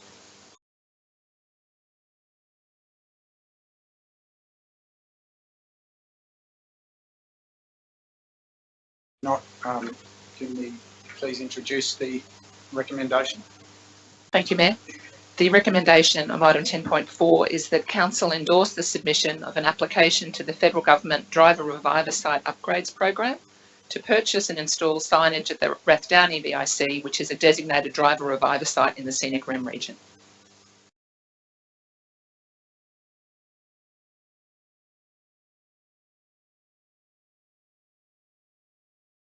Sorry, I'm having a quiet administrative discussion with the CEO. Please forgive us for a moment.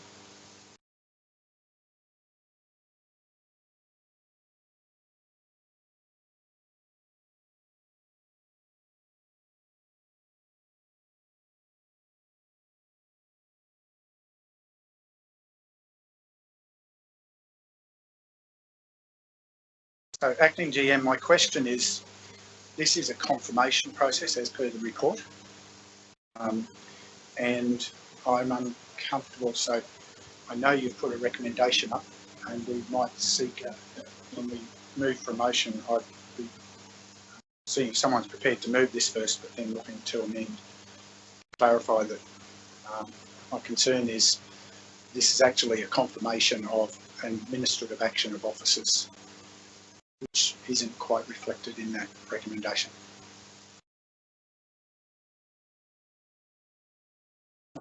Sorry, Councillor Chop, you wish to move? Thank you. Now my question that is, this is a matter that's been dealt with by officers under administrative responsibility.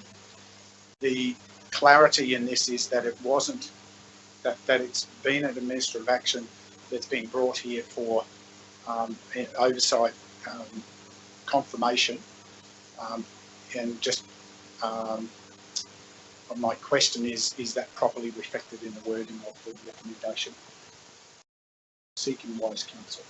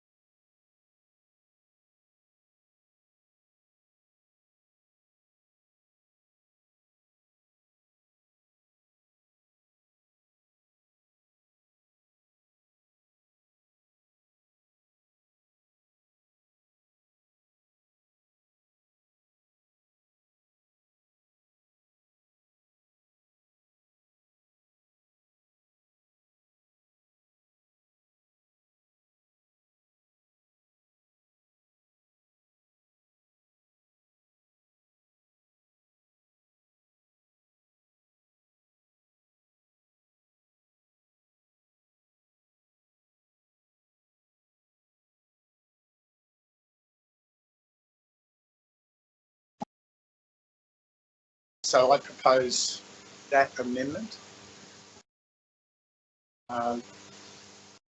So any question to that before I seek second it? No, I just wonder, Mayor, whether the acting general manager would be prepared to change that recommendation. Sorry, Councillor, we can't operate that way anymore. Now that we've got a motion before us, we can't take that process. It has to be dealt with via amendment and process of councillors. That's been quite clearly articulated to us. So, councillors, I just seek a seconder to that. I believe seconder first, and then I'll speak to Councillor Enright. I just believe it's important to properly reflect the context of what has occurred, so that the record is accurate and not open to being misinterpreted. Anyone wishing to speak against? Just a point of clarification, Mr. Mayor. If it was an administrative action that did this, why is it necessary to come back to council to endorse? Councillor, quite frankly, for like a lot of things, we do this for visibility and for good governance, that there are sometimes things that involve, particularly where we're involved with the undertaking to seek funds from other entities, there's a process of accountability that links back to elected council. So that's why it's at this table. But the clarity is that the process has been progressed due to the timing sensitivity, which is in the report, as an administrative action, and now requires proper recognition of council.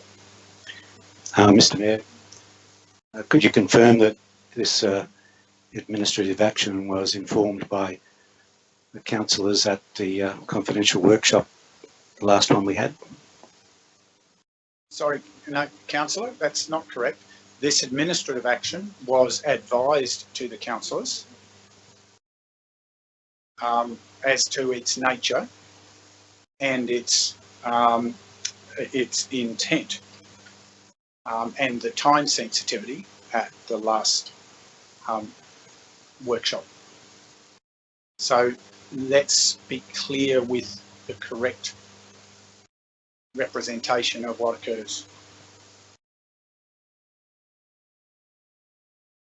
Okay, I've spoken to the amendment. Anyone wishing to speak against? Not. I don't need to speak further. Put the amendment, which effectively includes the original motion, but let's deal with the amendment, is to change the opening statement of the motion. Those in favour? Those against? It's carried. Now technically that has to be removed, as there's an original motion which now carries that amendment to the front of it. Moved by Councillor Chaw. Do you wish to speak further to the motion, Councillor?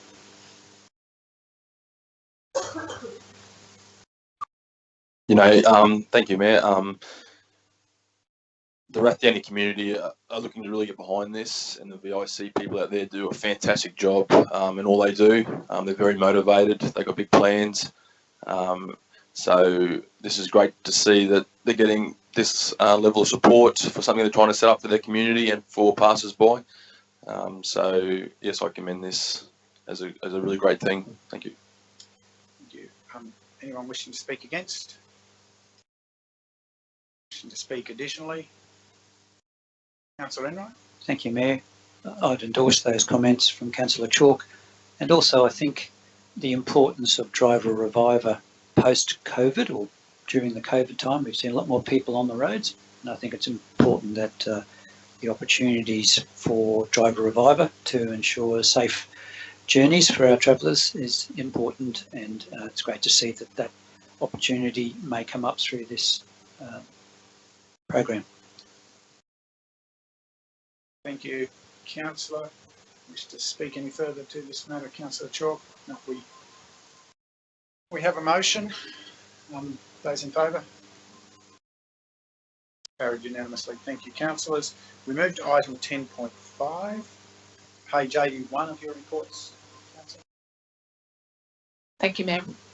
10.5 is an item concerning a one-off grant funding package that is available involving mental health and wellbeing, eligibility to Queensland councils.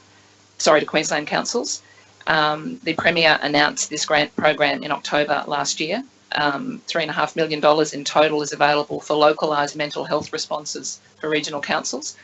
The grants are up to $75,000 each to work with local communities to deliver tailored local mental health measures. Scenic Rim has been included as an eligible regional council and has been invited to submit an application. Those applications close on the 12th of March. So this report seeks endorsement from council to submit an application to Queensland Health for a one-off funding valued at $75,000. Any further questions? I have Kathy Forrest and Deborah Moore here to answer those. Questions to clarify the report, councillors? Councillor Swanberg?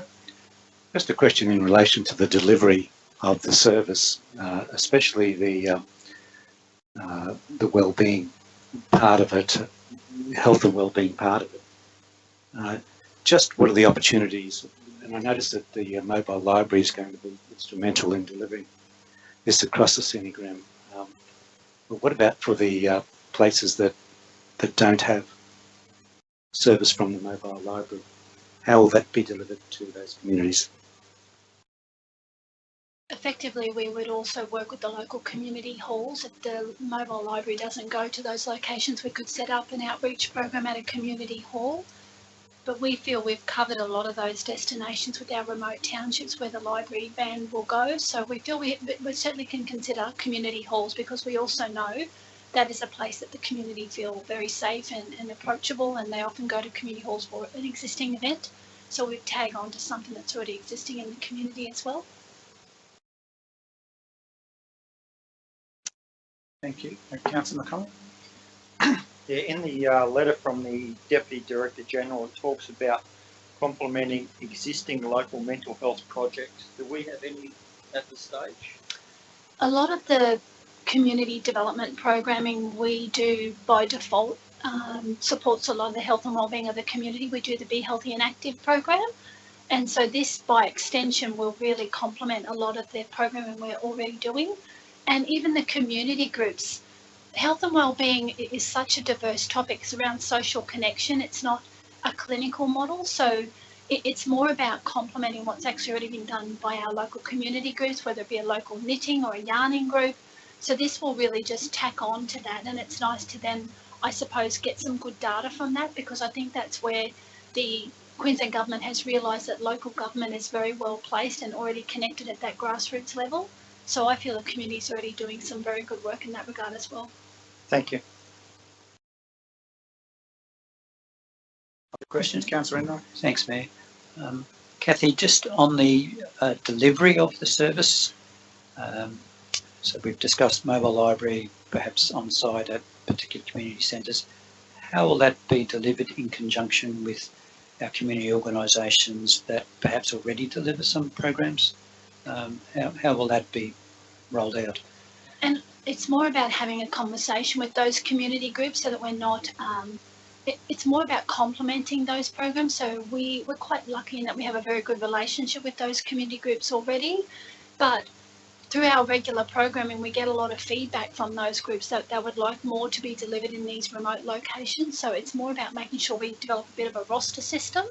And if there's something already happening, maybe a morning tea that's happening in that community, we can then just dovetail nicely onto that and just maybe bring a couple of service providers.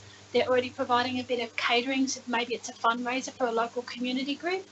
And many of you would be familiar with the Savvy expos that we have, and we have a number of service providers here in Australia that probably wouldn't normally go to some of those remote communities, so we could tack on to an existing community group event and perhaps bring some of those service providers, potentially even some social workers that might want to just sit and do some one-on-one conversation. And there's a lot of disaster recovery support that's out there at the moment. So it's all around that resilience and recovery as well. So connecting those officers to those community groups will be important as well.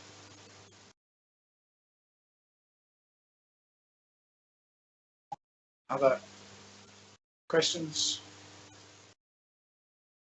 Not. We introduce the recommendation, please. Thank you, Mayor. Agenda item 10.5, the recommendation is that Council endorse the submission of an application to Queensland Health Mental Health and Being one-off grant funding program to deliver tailored, localised programs that aim to improve the health and well-being of the Scenic Rim community. Councillors, I seek a mover. Councillor West. Any further information requests for the officers? Mr Mayor, is this one the same as the last one? Is this Council endorsed? I don't believe so, Councillor, because this isn't finalised yet. This is a proper endorsed because the submission is still pending. Very different circumstance. That's why it was important to have the administrative clarity between the two items.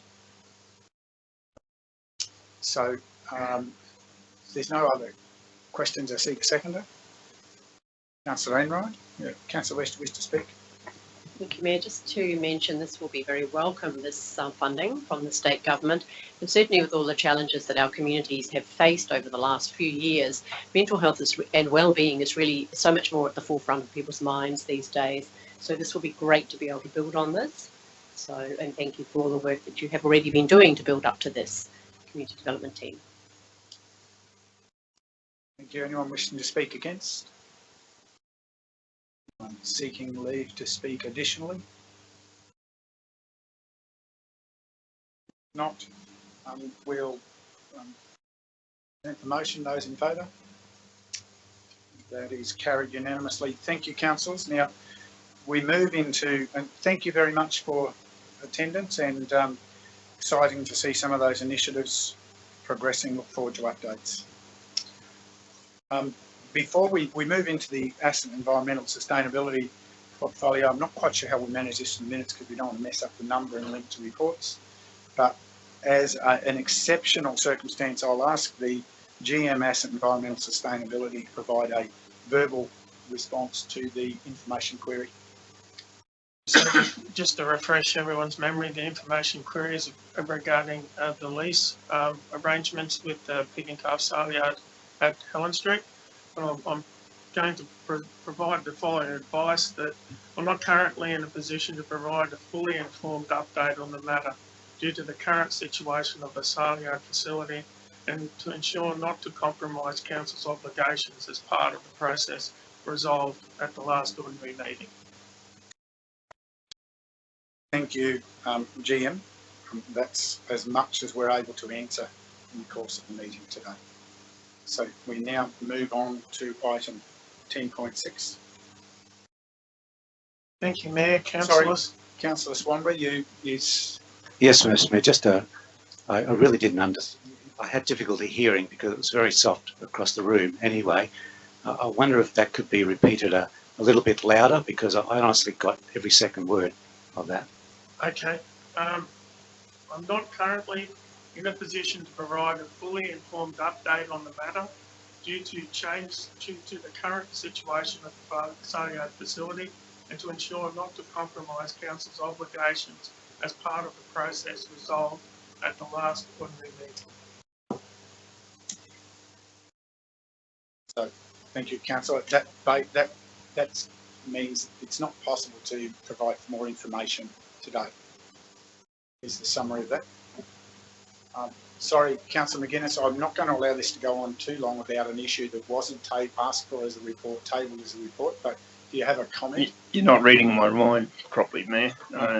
It was to do with 10.6, and just for clarity before it's discussed, I own a business in, my wife and I own a shed in Cossard Street. This footpath is not, it's on the other side of the road. I don't think it affects our business in any form whatsoever, but just for transparency, just saying that that's a fact, and I don't mind leaving the meeting if that's the case I think it's perception rather than anything. If plenty of people know that we own the building there, but it's on the footpath is actually on the other side, so it doesn't affect our business at all. So thank you, councillor. I think what your proper process is, you're declaring a potential. So if I can offer some clarity, what Councillor McGuinness is referring to as a previous decision of council. Yes, that's why I wanted to just stop and get the clarity, because you're looking at making a declaration about a piece of the report that isn't part of today's decision. So I'm very grateful for the transparency of the declaration, councillor, but I don't believe that section is part of the consideration of today's meeting. If I remember correctly, I did absent myself from, or certainly you raised did it. You did indeed when that matter was dealt. That's why I was just flagging that you're working into a declaration of interest process that perhaps isn't related to the meeting today. Does that help you? But thank you for that genuine transparency. Appreciate it. Now we move to item 10.6. GM, we're in your hands. Thank you, Mayor, Councillors, Executive. Item 10.6 deals with an offer from the Australian Government, who have announced an extension of the Local Roads and Community Infrastructure Program, otherwise known as the LRCIP. This extension provides an additional funding allocation of over $1.8 million to Council for the delivery of eligible projects.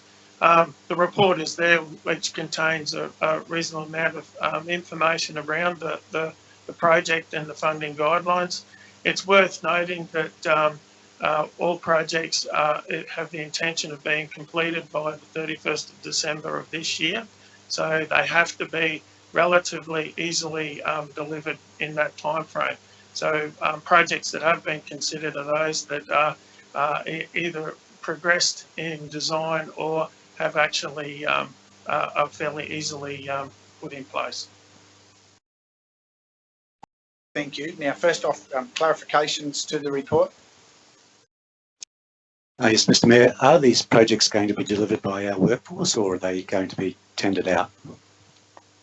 At this point in time, it potentially will be a combination. Highly likely that a number of them will be tendered out to contractors to provide the service. Further clarifications, councillors?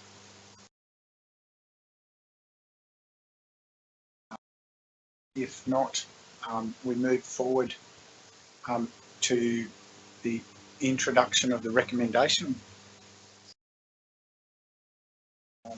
Please. Thank you, Mayor. The recommendation is that Council adopt the following list of nominated projects for submission to the Department of Infrastructure, Transport, Regional Development and Communications under the Local Roads and Community Infrastructure Funding Program, being Eaglesfield Street Drainage Interconnection, Alpine Terrace, White Road to existing footpath works, Beachmont Road Stage 1, McGuinness Court to school, partial of that distance, footpath, Beachmont Road Stage 2, Windabout Road to school, footpath, and Boonerath Downey Road, Old Mount Alfred Road to Mount French Road, footpath. Thank you. Do I have someone wishing to move? Councillor Enright. Now, are there further questions, or additional information requests for the officer? Yes, Mr Mayor. Is there any reason we can't have the budgeted project cost for these projects?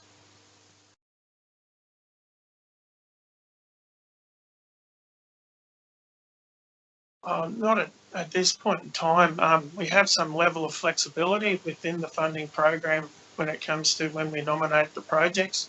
We believe this combination of projects will be able to be funded within what's actually provided until we actually have a finalised final design estimate for all of the projects.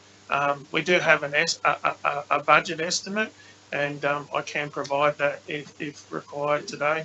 But I'm sorry, I can provide that in future. I don't have that on me today. Just further clarification to that point.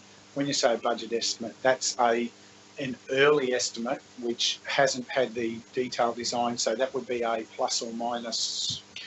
Plus or minus 20%, maybe even more in some instances. Thank you. Any other questions of additional information? If not, I seek a second. Can I just ask a question that I sent through this morning? So I think you want to propose that as an amendment. No, I just want to see, clarify. yeah, just to clarify how locked in. So while I appreciate that all these are much needed footpaths, especially the school and the linking with Boona, Tamborine Village have another issue, a safety issue for residents of Rhinemore and along the boat edge of Beenley Road to get down to the roundabout and our shops down there. How locked in are these projects here compared to something like proposal for a 550 metre footpath from the first easement at Rhinemore down to the roundabout? Thank you, Councillor McConnell, for the question. As I mentioned as part of the introduction to this report, we have certainly chosen projects that are relatively shovel ready or very close to being able to be delivered within the timeframes of the funding agreement, which is to be delivered or substantially delivered by the end of December.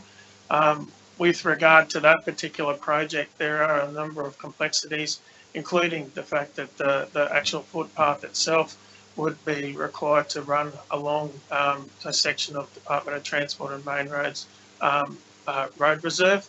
I'm not saying it's impossible, but without going away and going through the process of understanding fully what would be involved in that actual project, it is I would be quite hesitant in saying that we'd be able to fit the funding timeline with regards to being able to deliver that project. However, from here today, we'll certainly go away and put some work around that and other project links that we have within our current footpath program. Okay, thank you very much. So now I seek a seconder. Councillor McConnell. Any other conversation? If not, we had a movement.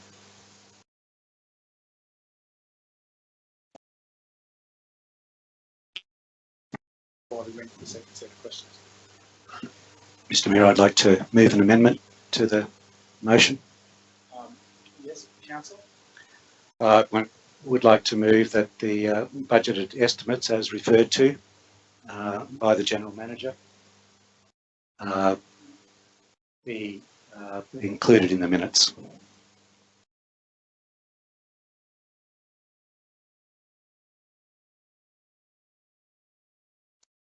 That is the budget estimates for each of the projects. Words.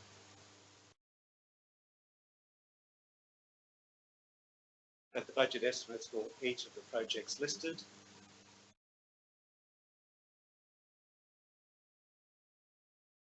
be included in the minutes of this particular item.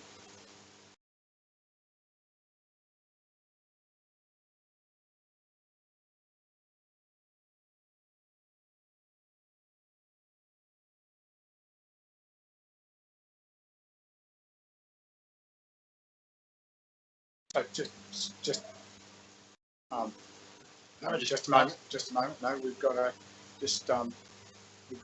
just wanted to firstly, in practical terms, GM, that's achievable. Yes, and with the proviso that they are estimates only and not as at this point in time. Provide that clarification. Yes. Thank you. You have a question before we move to a second? Right. Thank you. And a seconder, please. Councillor Chalk. You wish to speak further, Councillor?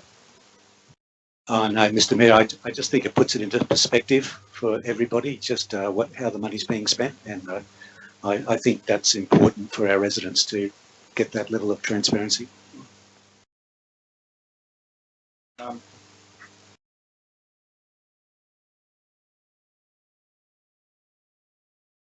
Anyone wishing to speak against? Wishing to speak additionally to the amendment? I would just speak additionally and observe that we understand the total dollar value attributable, which is in the report already, which is really, one way or the other, this won't be a great addition to that because we understand the total value of this as a delivery. So the important piece is we're delivering projects on merit is the goal, not on dollar value. Close at all on the amendment, Councillor? You're very faint, Mr. Mayor. Could you speak up a bit? Do you wish to close on the amendment? No, I don't. Thank you. We put the amendment to the vote. Those in favour? That is carried unanimously. Thank you. We return to the original motion with now the inclusion of the amendment. And we turn to you, Councillor Enright, you wish to speak?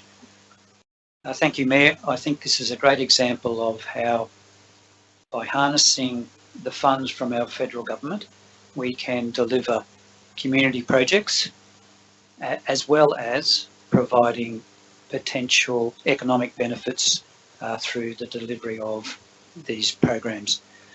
Whether they are delivered by our own workforce or that of contractors, there will be a significant contribution to our local economy, and the outcome will be that we'll be able to provide much needed community infrastructure for our communities right throughout the region that otherwise would have had to be contributed to by our own council funds. So I certainly support this program. Anyone wishing to speak against? Anyone seeking leave to speak additionally? Not. Put the motion, including the amended. Those in favour? That's carried unanimously. Thank you, Councillor. We've moved to item 10.7 on page 119. Today's agenda. Thank you, Mayor. Item 10.7 deals with a request by the Fassman District Historical Society Incorporated with regard to request of financial assistance for the repairs to a building situated at the Templin Historical Village. Council officers have considered their request for extraordinary expense claim as it falls outside of the current leasing terms. It is proposed that Council decline to pay the extraordinary expense claim as listed within the report. I have a council officer, Scott Osmond, here, who, if you have any detailed questions, will be happy to answer those. Thank you. Questions for clarification?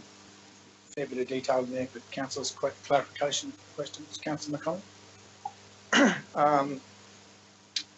What support do we actually provide our community in regards to ensuring that they're using grants? I do notice in the report that they haven't accessed grants too often.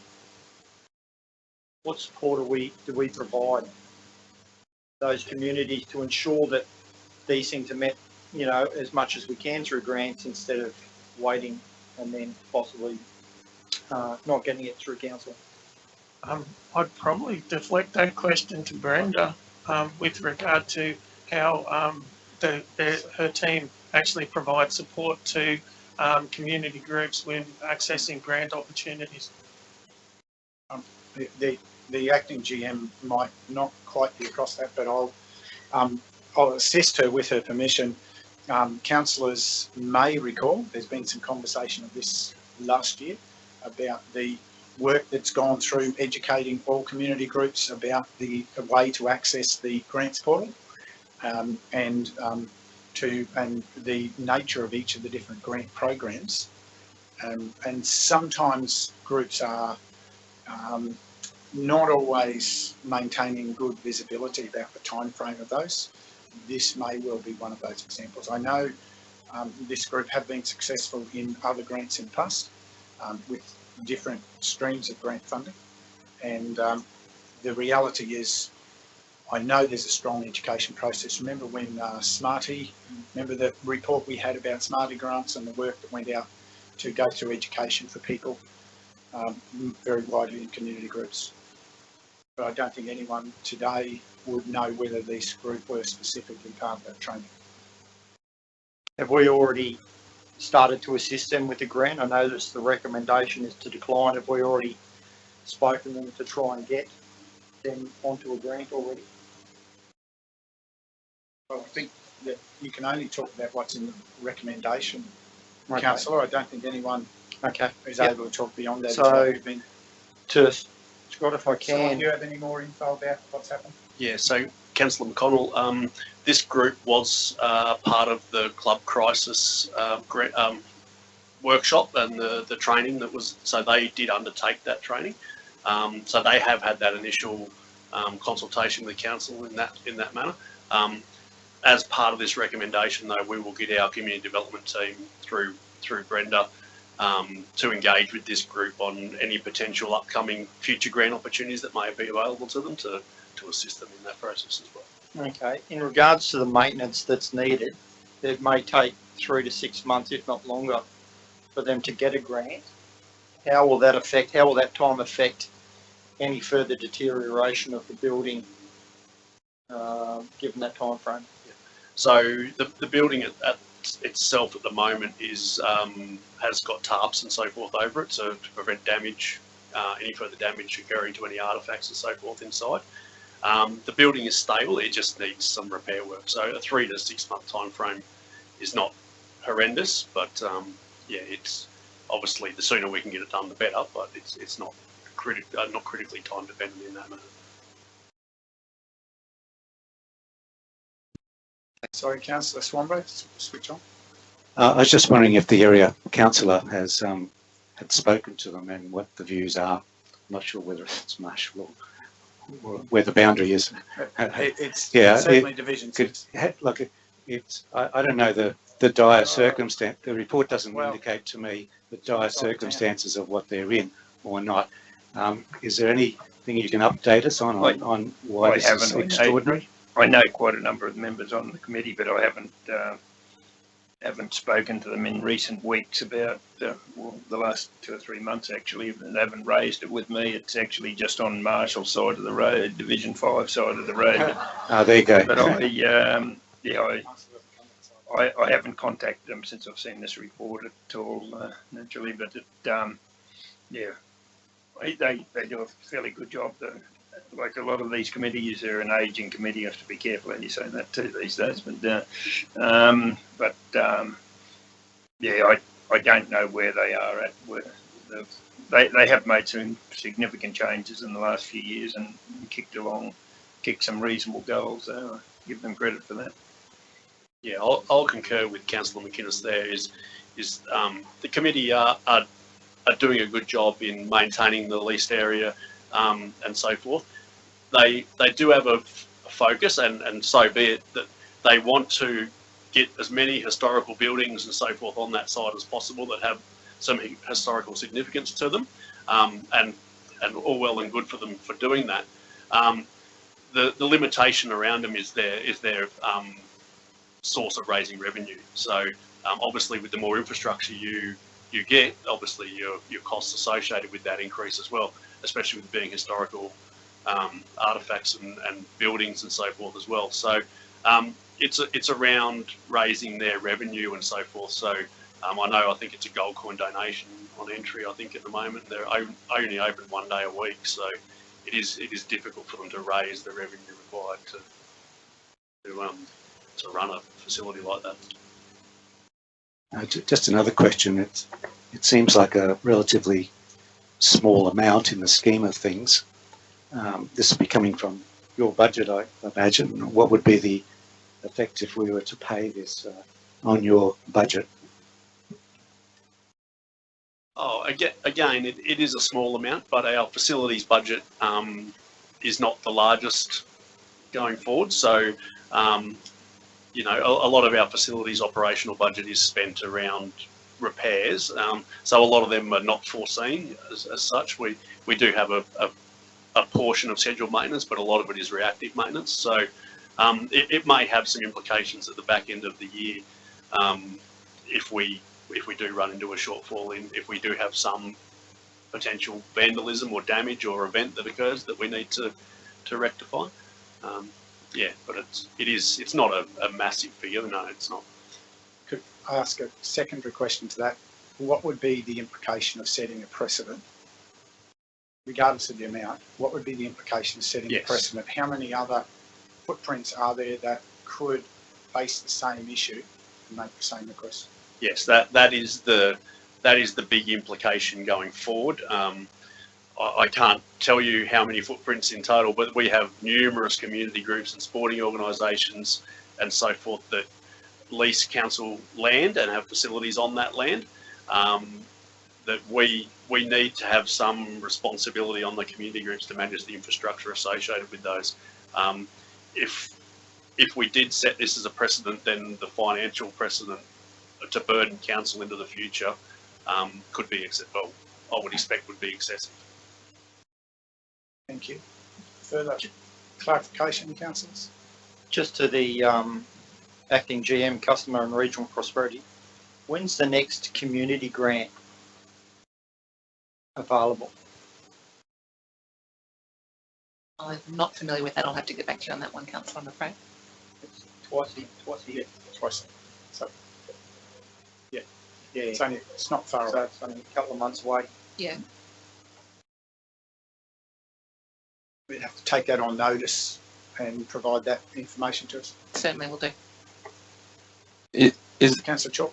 Is there scope in that grant system to go early with the grant, or is it locked into a competitive system? Councillor, I think that's probably not a question for these officers. It fits against budget and the timing against the budget cycle and the availability of funds. So I think it may be a question on notice for the GM for a future, for the GM Council sustainability. I think what he's asking is there a discretionary fund within that community where there's an ad hoc application? So there's not. Okay. Thank you.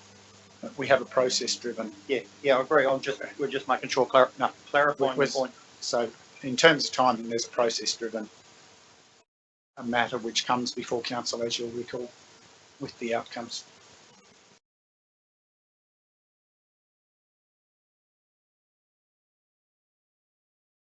Any other clarifications, councillors? We have a recommendation in two parts. You please introduce. Thank you, Mayor. The recommendation is that council decline the extraordinary expense claim of $3,466.40 received from the Bassburn District Historical Society, Inc. for maintenance and repairs to the Goulman Shire building situated at the Templin Historical Village, and the council supply the Bassburn District Historical Society, Inc. with available grant funding opportunities. Seek a mover. Councillor West. Thank you. Further information requests from officers? Sorry. Just in relation to those notes, I've just done a double check, Mayor. The last round closed at the end of February. The next round closes on the 30th of June. Thank you.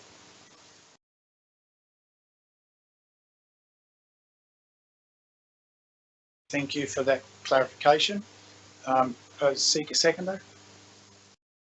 Councillor Penrod, wish to speak further, Councillor West. Thank you, Mayor. Look, it is unfortunate to have to decline, excuse me, this request for funding, but my major concern is that we have a number of other heritage associations, like for example Rath Downey, who also have older buildings that they're always seeking funding for, Beaudesert as well. And I appreciate the challenge that they all have. I'm heartened by the fact that some council officers going to work with them and try and find them this funding. Anyone wishing to speak against? Councillor Swanborough? Yes, Mr. Mayor, I've been to this museum a number of times over the last decade, and I was always impressed with what I saw there and with the effort that's gone in by the community to getting this facility to where it is. And I understand the arguments that have been put forward, but if it's an aging committee, they're struggling to find these funds. There's no guarantee of getting a grant based on all the applications that may come in for that grant.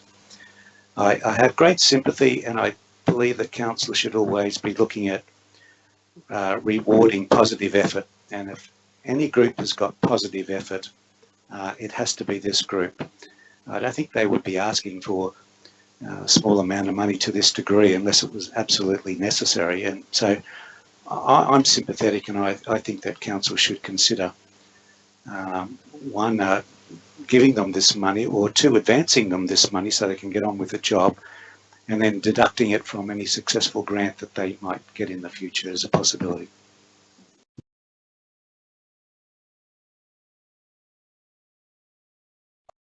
I'm not sure some of that as a creative accounting process would maybe pass muster, but we won't deal with that right now. Thanks for your comments. Anyone else wishing to speak for the motion? Thank you, Mayor. I think while I'm sympathetic to the cause of the Templin, or the Cassafern District Historical Society at Templin, and I've also been there, they are one of many in our region that are hard-working community groups who are providing a service to our community.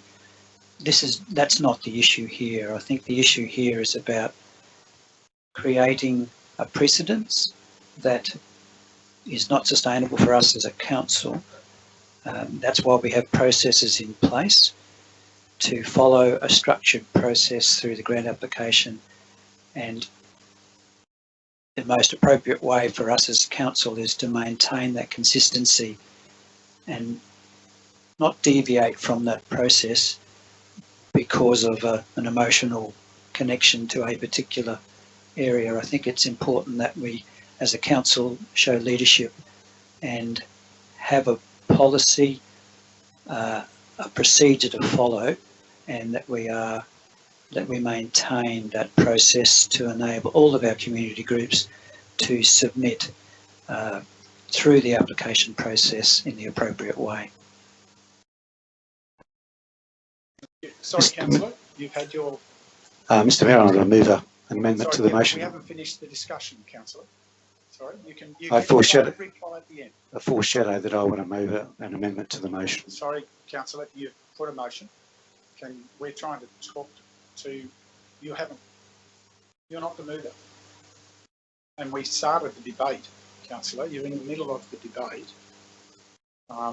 If you wanted to put an amendment when the motion was first tabled, one time we started speaking to the motion and you've spoken against it. Someone's speaking to us. Just a point of clarification, Mr Mayor. I understand you can move an amendment to a motion at any time prior to the vote. Yes. If the CEO could advise us on Councillor, my point was you'd already had your opportunity to speak and to raise an amendment, and now you're seeking a second chance. So you'd spoken against the motion. Yeah, I haven't. I'm not speaking to speak against the motion again. I'm just... What's your amendment, Councillor? The amendment is that an amount of $3,466.40 be advanced to the Cassafern District Historical Society, and that this funds be deducted from any future successful grant application, eligible grant application.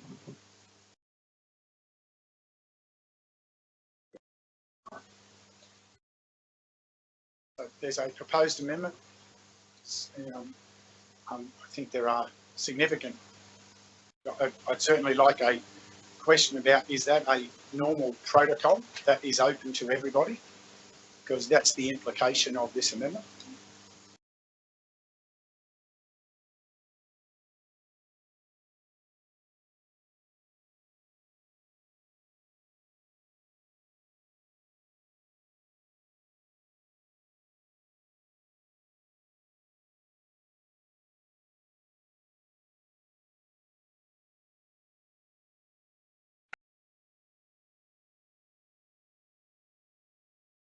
The GM Council Sustainability, I think the two parts to the question that, for clarification before we seek a seconder,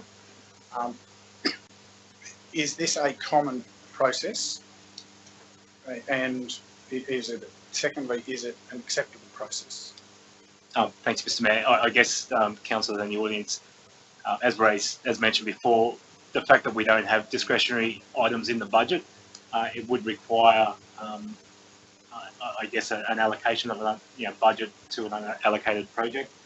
The process generally would be that at an upcoming budget review, we could look to reallocate some of those potential underspends in other areas that can be attributed to it, but not at this point in time of just allocating budget due to the fact that we don't have discretionary allocations of budgeted buckets.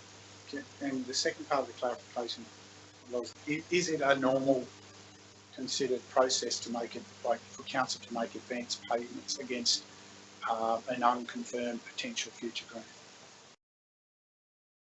That's certainly not normal, Mr. Mayor, and again, I'm not sure of the quality of the people who would put the application forward, but it's hard to prejudge pre-approving a funding application in advance. Thank you. So any other questions or additional information from officers or from Councillor Swanberry before we seek a seconder? Can I just ask a question? When we do grants, the grants are assessed by council officers with criteria. If we then approve this, are we then going outside our policy and procedures, and then council are now deciding that this has to be approved at the next one regardless of what applications come in? And I think it's going to set a dangerous precedence. So that would be a question for GM Council Sustainability. Yeah, that would be correct, Councillor O'Connell. I guess from the grant side, that can be easily answered by the acting GM of CRP.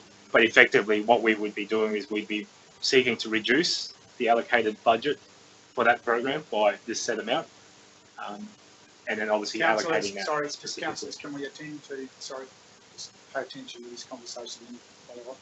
And then allocate that that amendment to that originally budgeted amount to this particular application. CEO. Mr. Mayor, I think it should just be noted that council is not the only source of funds, and that the Smarty Grants system will make this group and other groups aware of a whole range of grant applications out there. So I think that there's plenty of opportunities that aren't limited only to council having to make adjustments to our books. So, Councillor, do you have a further question? Probably a comment. You can say your comments for when, if we have a motion to address. I think this is a section where we can get information from officers. Sorry, I'm just managing the process. I'll term it as a question. Yes, question. Could I ask either the acting GM or Scott? I just find it strange, this whole process, that and I didn't realise the grants had closed as of the end of February, why they hadn't applied for a grant, or were they encouraged to apply for a grant? It's now, if this goes, I'll just question rather than commenting fast. No, that's a fine question. Yeah. Council community grant funding closed in February, but we will look to explore other avenues of funding for them as well, whether it's through state government funding or federal government funding or gambling grants or whatever they're able to access. We will look to explore multiple different avenues other than just trying to provide them grant funding from council. So they could, this would have been covered under community grant well and truly, I would have thought, and I'm surprised they didn't. Councillor, I think be careful, keep your comment for when we discuss it further, but I think, I think the observation of your question is I don't think either the officer or the acting GM can speak on behalf of why someone didn't apply for a grant. Question was, were they encouraged to put it in, really? Well, and again, I don't think they would have all had the same encouragement because they all had the same training and the same access. I can take that question on notice though and speak to the community grants team about their liaison with this particular group on that particular program and with their advice on others, certainly, and report back. However, Councillor, I think just, we need to be cautious in the message we send to officers with those questions. Just a quick question to the General Manager, Council Sustainability. Have we already in this term declined a similar application that was outside of a grant? I seem to remember that someone did ask for money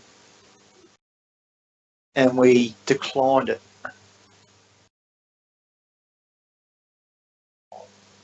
Did we? Yeah, I can't recall that. I thought we declined one as well where... No, not within. It was something similar where something. Councillors, just pause. I think you asked a question. I don't know that officers would have that available specifically today. I certainly wouldn't recollect it, but I think you can't always have every thought responded to in the course of the meeting. So we are. Are there any more questions for clarification to the amendment, and recall, councillors, you're jumping up into the top part of the amendment is purely in behind that box. We can shift the box out of the middle of the screen or shift the text down so we can see it. Yeah, just to see the amendment. Okay. Because so that's what I just wanted to advance to the FASPERN. So that's the proposed amendment. Do we have a seconder? Okay. Now we can discuss it. Councillor Swanborough, you wish to speak to your amendment? Yes, Mr. Mayor. Look, I'm only. Sorry, no, we're now into speaking. Unless you have further questions to the councillor about his. Yeah. So we're not debating yet. No. Well, if you have questions, that's before we start the debate. You can ask the questions now to the councillor. We have an active motion, and it's possible to ask questions to each other when we have an active motion before we speak to it. To Councillor Swanborough. Do you think this will then open up, if we approve your amendment, that it will open up that people won't worry about going to grants all that often, or they'll get a quick one they need to do, that they'll just come straight to council instead of using the processes and procedures and policy that we've got in place? Look, I don't suggest that, this is out of the ordinary. Special circumstances. The amendment is really structured in such a way as to, in a one-off situation, be able to, find a way forward for this organisation to have funds. The amendment actually talks about, being deducted from any successful future grant application, which I think is a fair process. It's not a burden on anybody else. It would have been then accessed through available funds. I don't think under the circumstances for this particular organisation there aren't that many historical societies across the whole region. There's half a dozen of them at the most. Councillor, you can speak in support of your amendment in a bit. You just be careful about just simply answering the question, not waxing into your benefits. Can I ask a question of the manager? Do you know when the Historical Society became aware of the need for maintenance? Only during the weather event, if I look back at my timeline. Sorry, I don't know off the top of my head.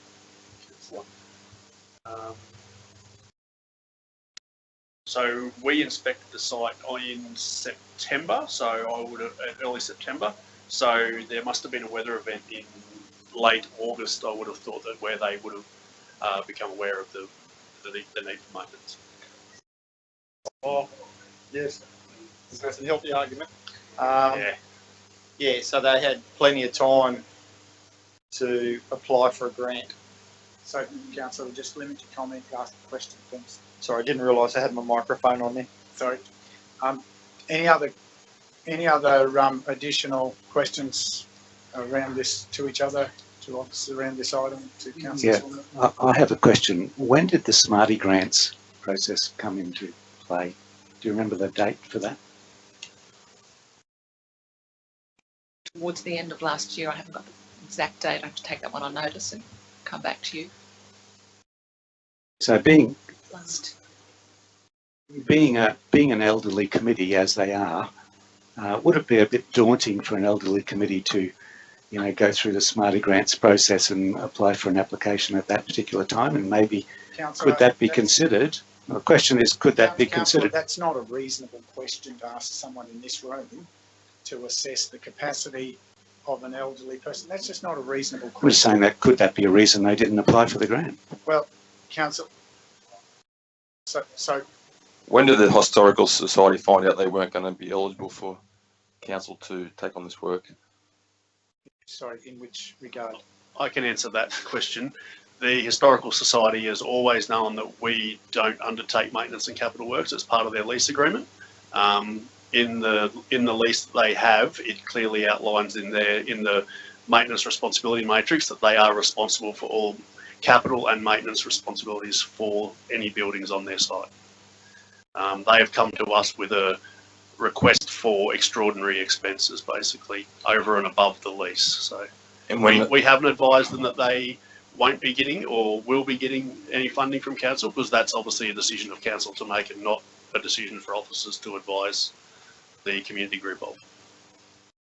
That was my point. We're talking about why do they apply for a grant is because they haven't found out yet they're not eligible for any assistance from council. So we can't talk about them not applying for a previous grant when they haven't even found out yet whether we're going to pass this amendment or not. So if we can leave that. Sorry, Councillor, stop.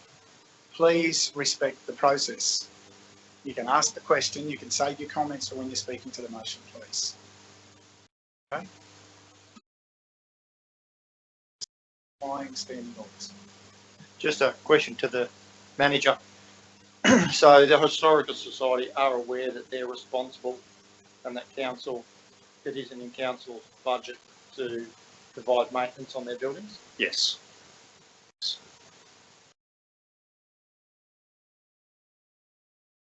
Any additional questions?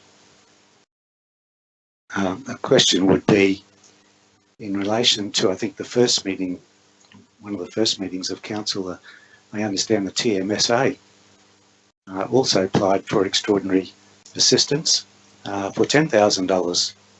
And there was a lot of debate about that, but in the end, we considered, based on the unique circumstances, that we would agree to that request. So there is a precedent. Sorry, I think, Councillor, I don't know whether the office is able to comment on the different circumstance, the nature of that circumstance, Councillor. That's very different to the context of this amendment. But do you have any comment to that? I do recall that occurring. I would need to go back and double check the reasoning behind the funding there. I'm sorry, I can't recall off the top of my head exactly what that was, but I know that there was a reasoning behind it. Quick question to the manager in case he does know, or to the CEO or Council Sustainability. Did that $10,000 that we gave, well, approximately 10,000 that we gave to MSA, did that come out of their allocation of 400,000? Was that the reason that we approved that? There was already money allocated?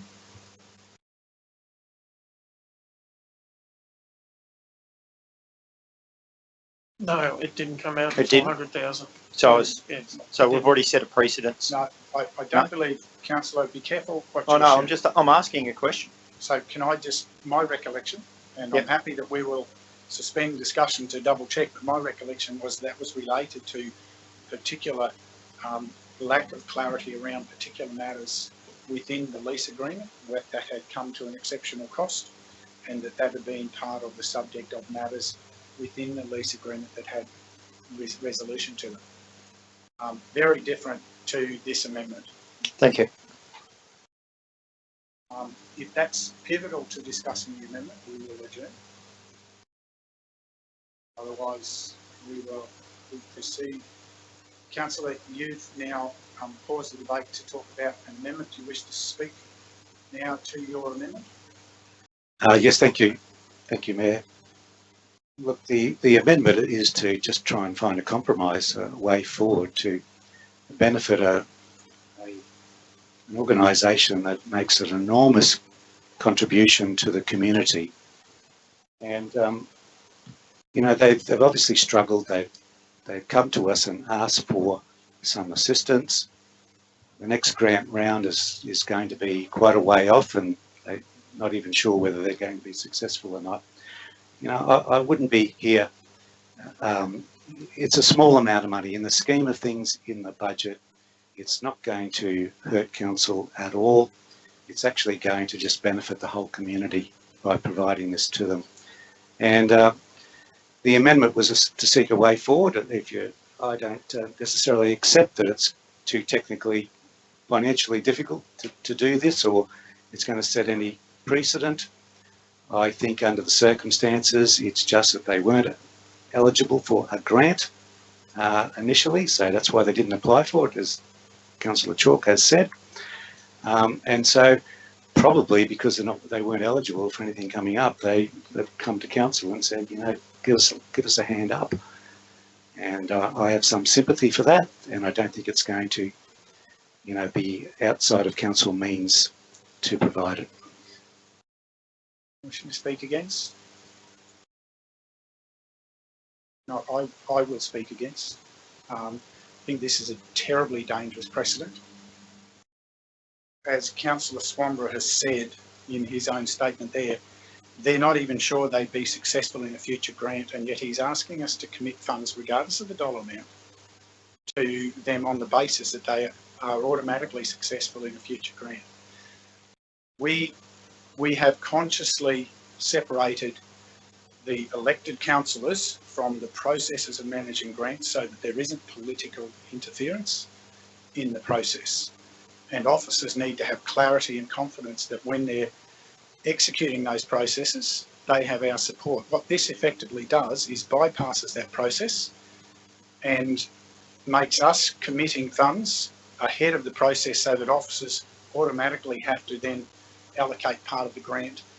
We have effectively put political influence into the grant process. This is a dangerous amendment setting precedents that countermand what we've put in place as proper, transparent and accountable process for the whole community. And I have total sympathy with this group. I know many of them, and I have great sympathy and empathy for what they try to do. That's not our issue here. This is about proper, responsible leadership and governance, and I can't support this amendment for that reason. Anyone else wishing to speak for? Yeah, look, I'll speak for the amendment. This is a small amount of money. We assess everything on merit, and I think this is great merit. It's for the community benefit, to benefit a group of community members who work tirelessly to maintain a facility, It's already dragged on 6 months with no action. We're talking about dragging on another 6 months with no guarantees. I feel we can be flexible in this case and resolve this today rather than dragging it on even further. So I support Councillor Swanborough on this one.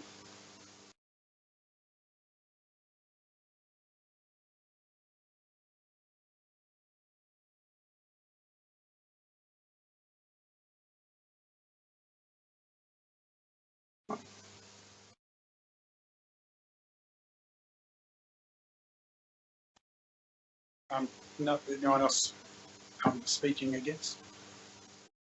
Councillors? Mayor, look, I have I appreciate where the community, where the historical society are coming from. It's just the precedent that we are setting, and we don't know for certain whether they're going to get any funding out of any grants, and I just don't think that's the way we can go about business at this stage.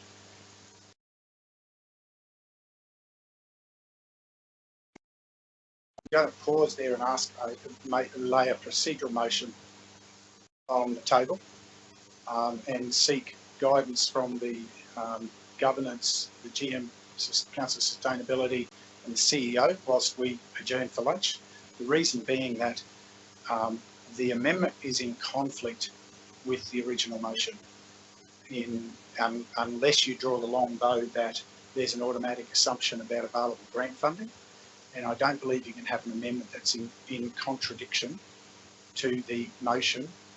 You have to address the motion. So I'm going to ask for, we're going to adjourn, it's now 12:30, we're going to adjourn for lunch, councillors, and I'll ask for that technical administrative, I'm pretty sure of what it says, and I'll ask you to review that and be able to inform us when we return. We will take a 30-minute lunch adjournment, return at 1 o'clock.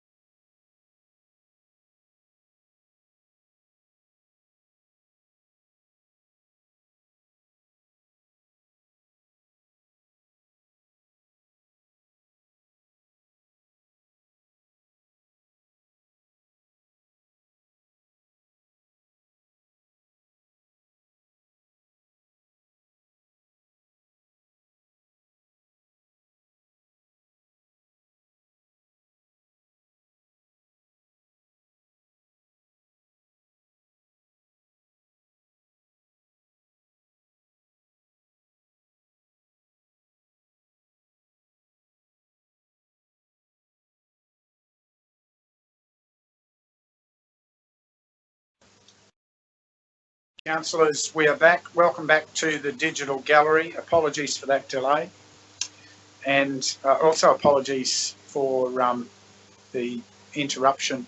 The reason, councillors, is I allowed the amendment to proceed originally because I believed it was linked to part 2 of the original motion, but as the debate has continued, I've come to realise it isn't linked to part 2 at all. It is totally freestanding, but it is in conflict with the original motion, and that, I believe, is not acceptable under our standing orders and under the model standing orders from the state. I asked the GM Council Sustainability to clarify for the meeting whether that's a correct understanding of how we should proceed. Thank you, Mr. Mayor. Yes, you are correct in your observation there.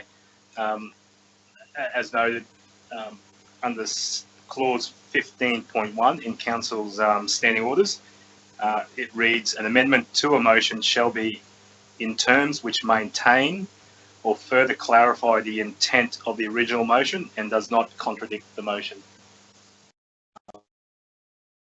And through inadvertence, Mr. Mayor, my recommendation for consideration is that Council withdraw and rescind the amendment, so as not to obviously have a contradictory or a illegal amendment on the books. Councillors, my apologies for not being quite alert at the time. As I said, I took it to be a link to part 2.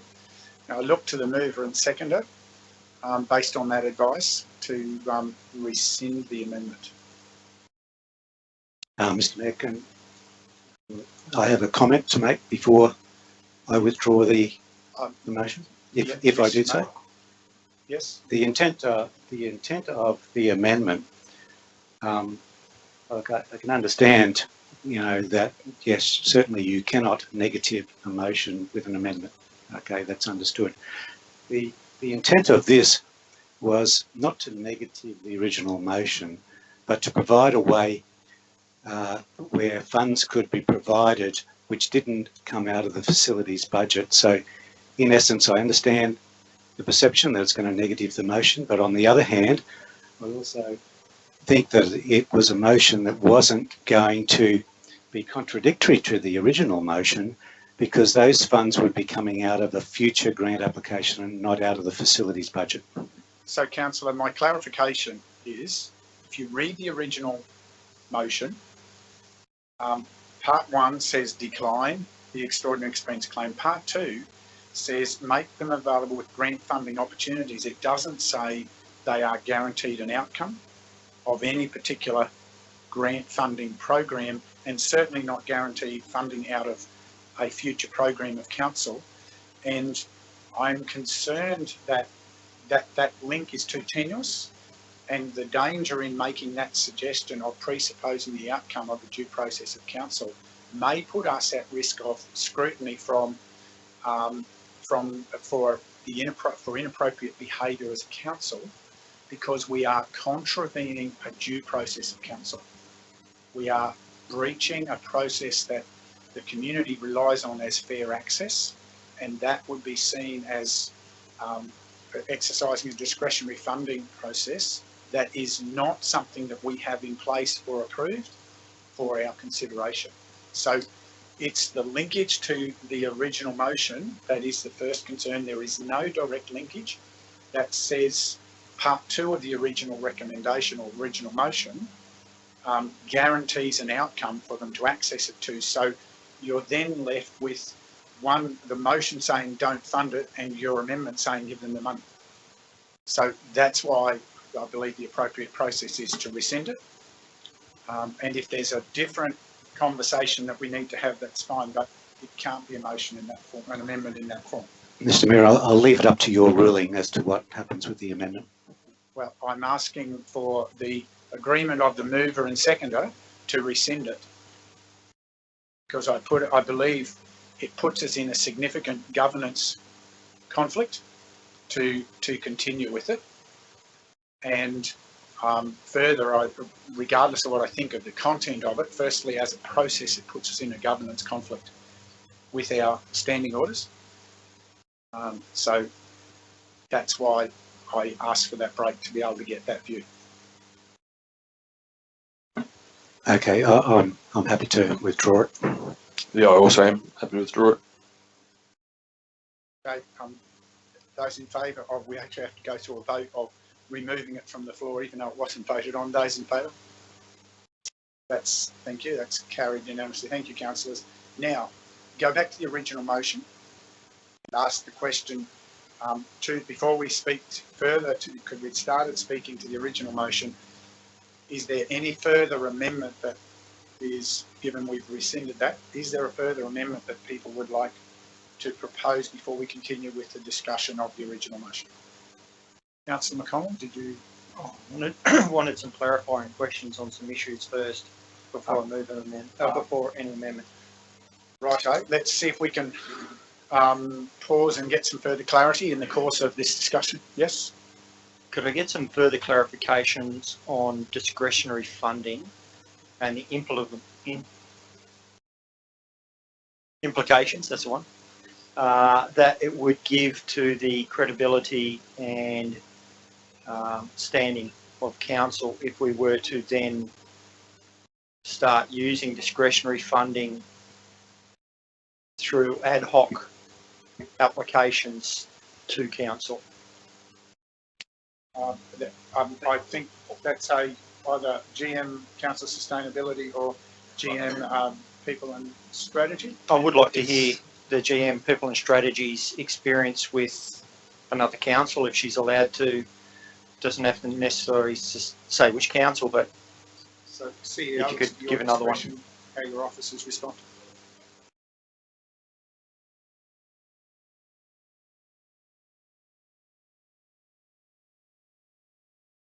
I mean,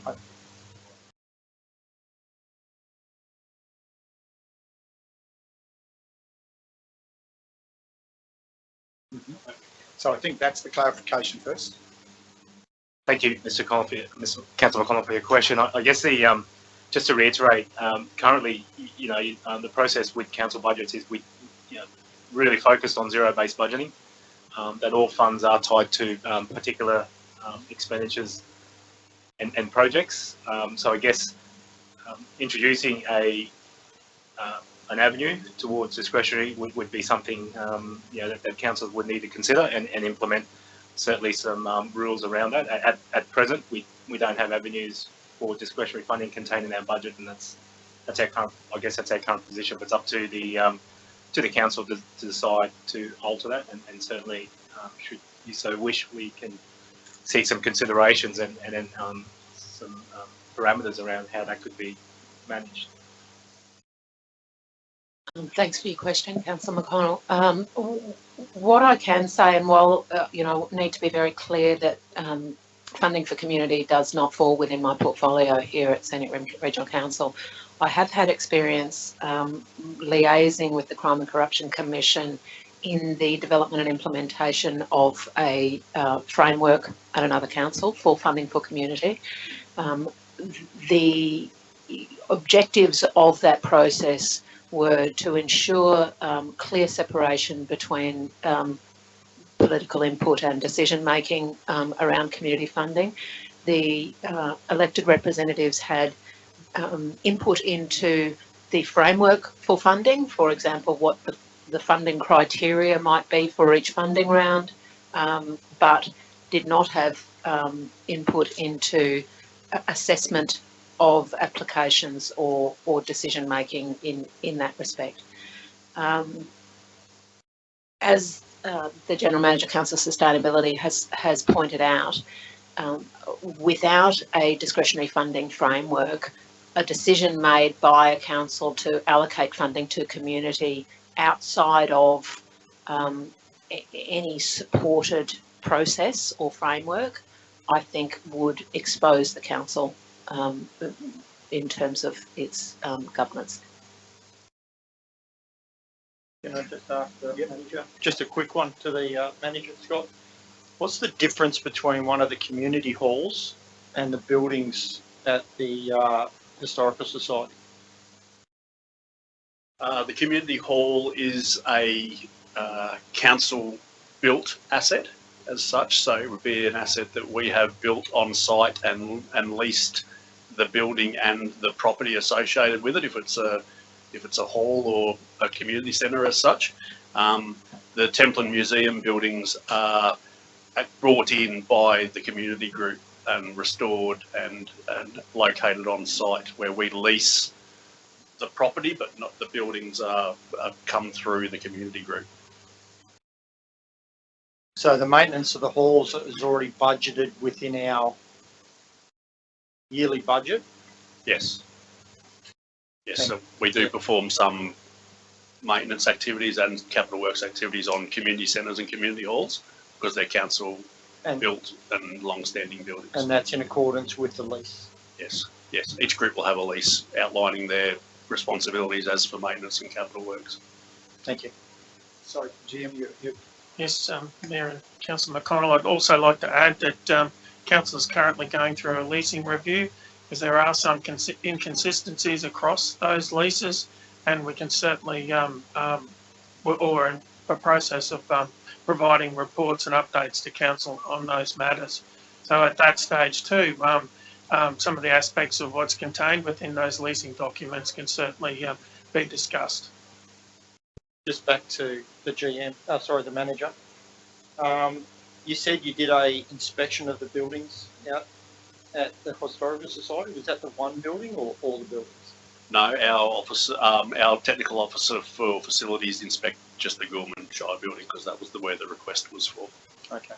So you're not aware if there's maintenance required to the other buildings out there?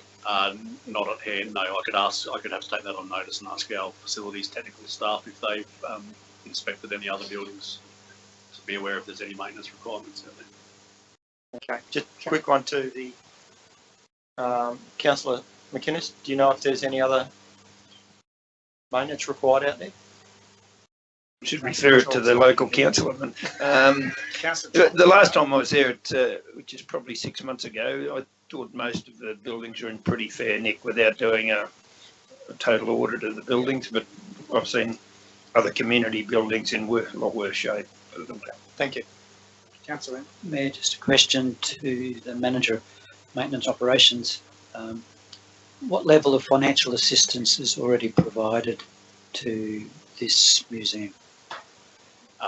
As in the report, Councillor Enright, there is a one-off museums assistance grant of $3,000 per annum that's provided to them, which they can use for ongoing operational costs, which may be repairs, it may be insurance, it could be other matters associated with running the community group themselves. So, but as a museum, they're classed as a museum, so they'd be eligible. They get a $3,000 per annum grant from council.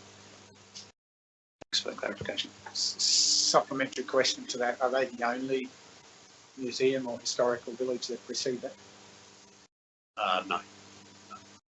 The other historical societies within the region would be that as well. That's what I would have thought. Challenge about precedent. Any other questions for clarification before we try to return to, if there is no additional proposal to put an amendment to the original? We were in the midst, we had gone to just had a speaker for, and we were looking if there was another speaker against the original motion, and we went off into that digression. Anyone else to speak against? No, you hadn't yet. There'd been the original mover, there'd been Councillor Swamborough, there'd been Councillor Enright, then we went to an amendment. So I think that was, if my recollection's right.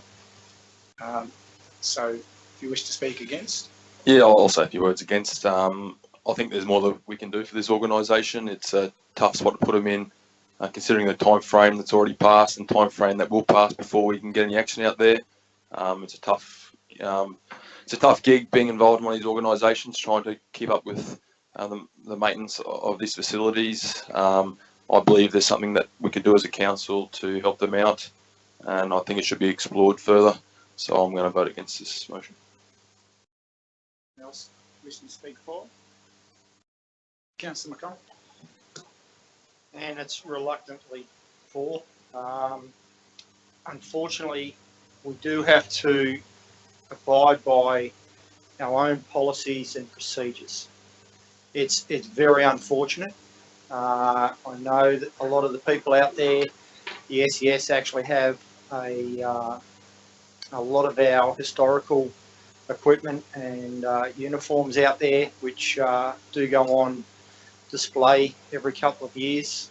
But I don't think we can start bringing in our own discretionary policy where we pick and choose which ones we fund and which ones we don't, depending on how we feel on the day or how it makes us feel.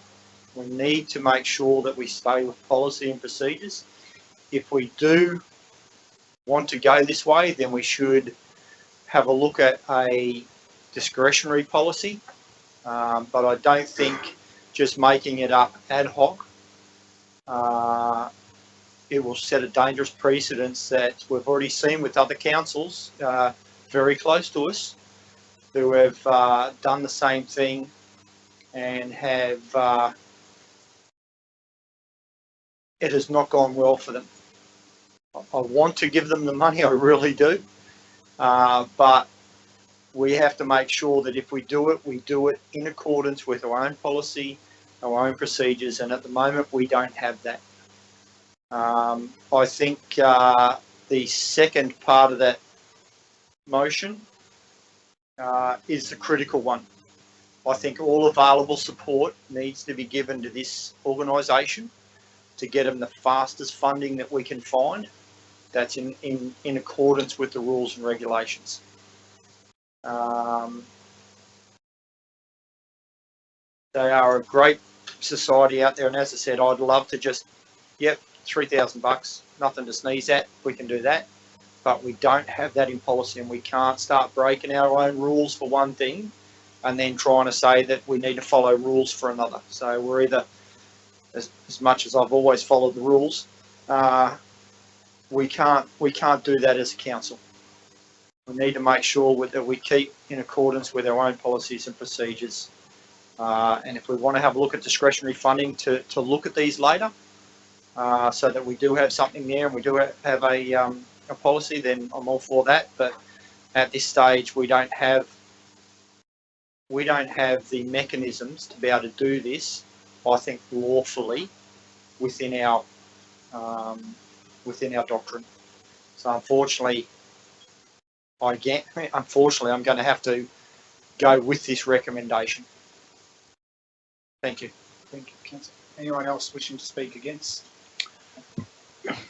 Yes, Mayor, I'll speak against it. It is a difficult one. I concur with a lot of what Councillor McConnell has just said, but I think we've got opportunity, and our staff have got opportunities to move some of the finance around in underspend in some ways, and yeah, that there's shortfall in budgets, and I can't understand why we couldn't find $3,000 within different budgets. I don't think something like this should come really to council. I think it's staff can find ways of, I'm sure they do, and rightly so. I'll back them to the hilt of finding things that need to be done.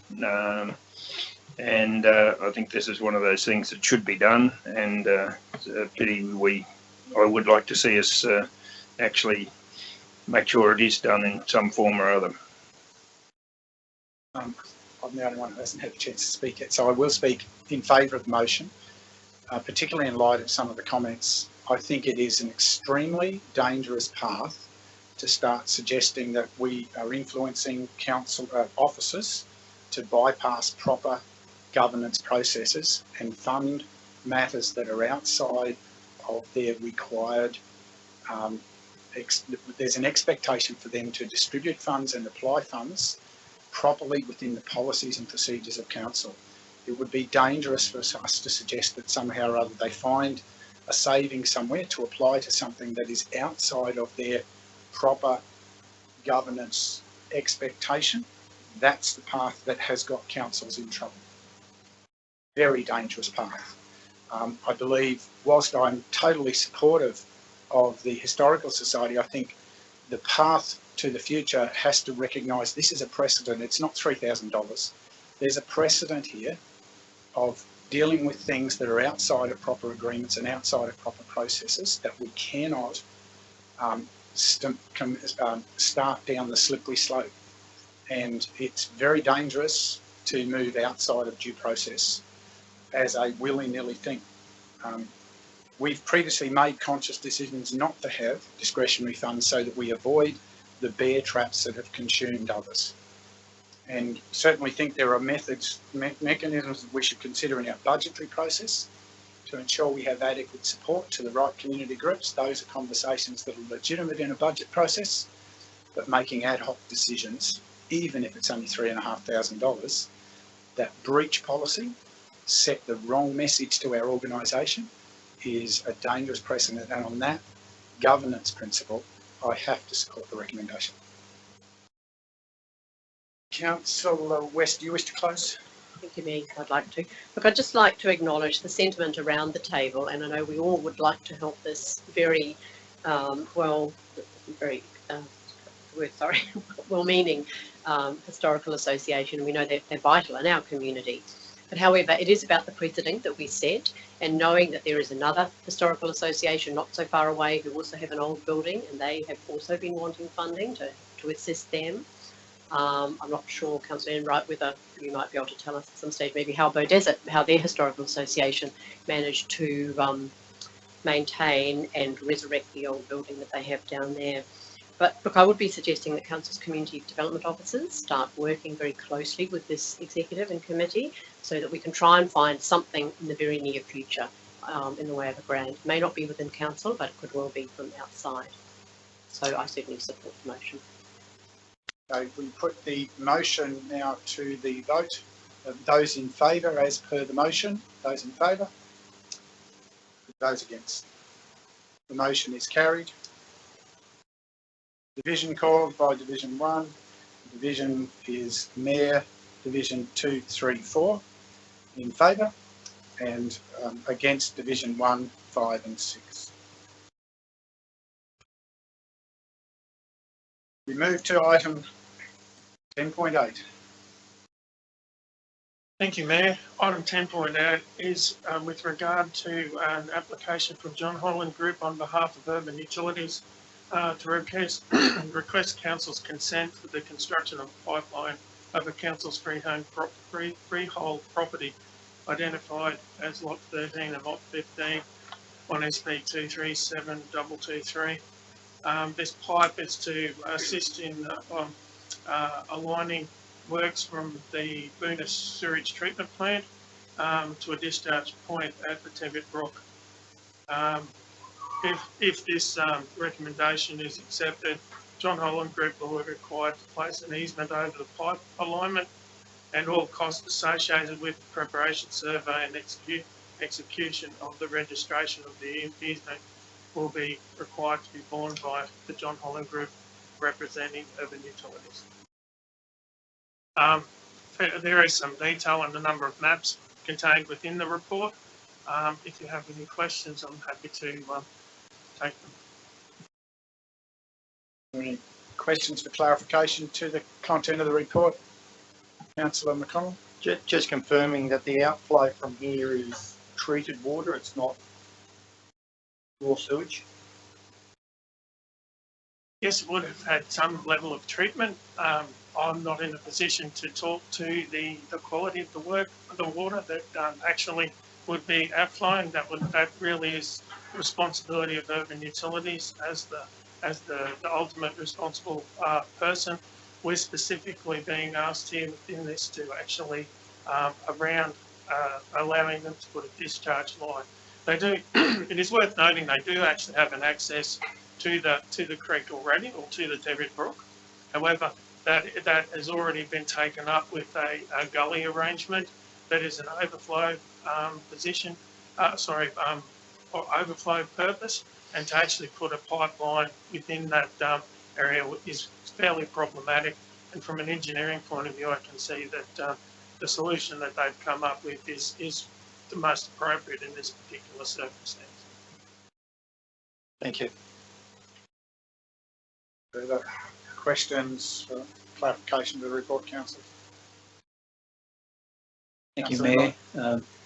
Just wanted to clarify the details in the report. It outlines that the land is owned by council, but I understand that the hard infrastructure is owned by urban utilities. Is that correct? Yes, that's correct. They would have, as part of the easement agreement, they would have access rights to that infrastructure moving forward.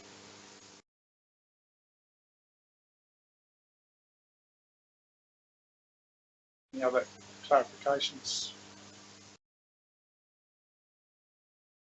Not, would you introduce the recommendation for this item, please? Thank you. Excuse me. Thank you, Mayor.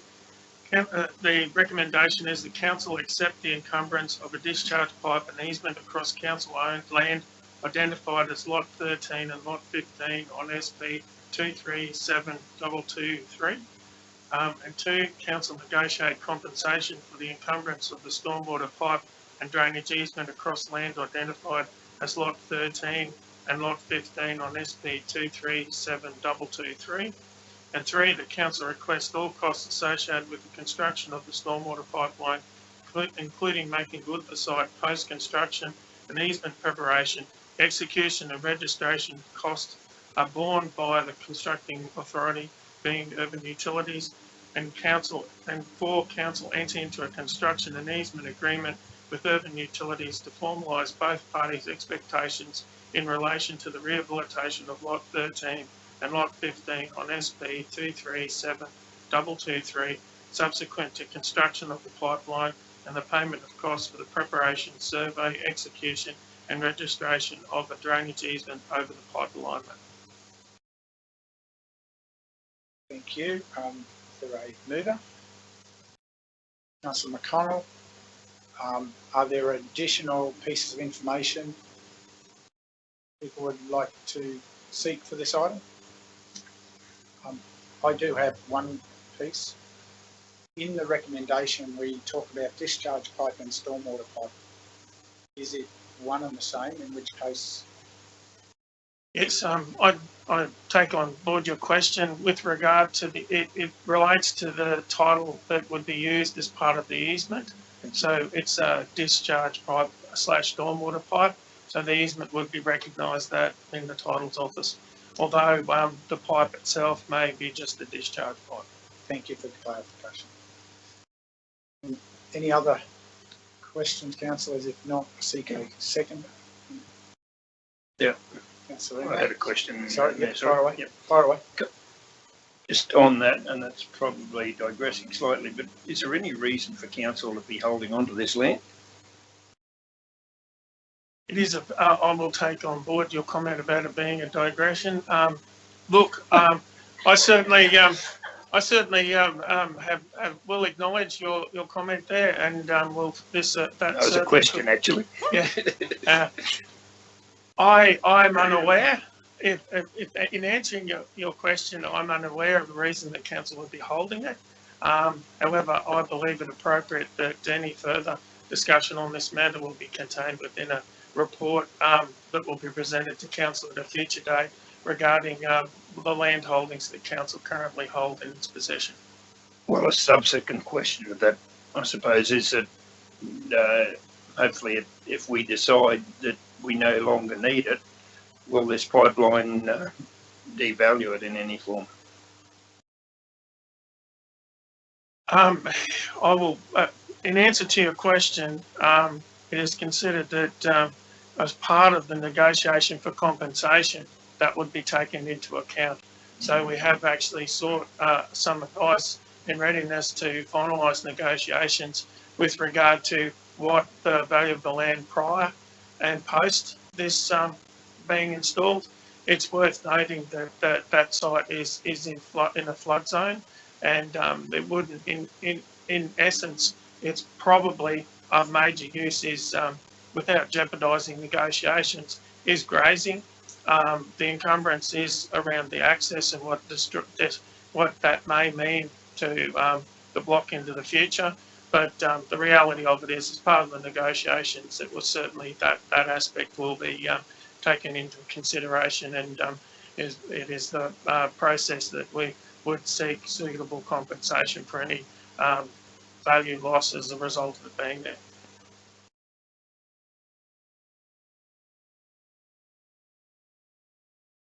Thank you for the clarification.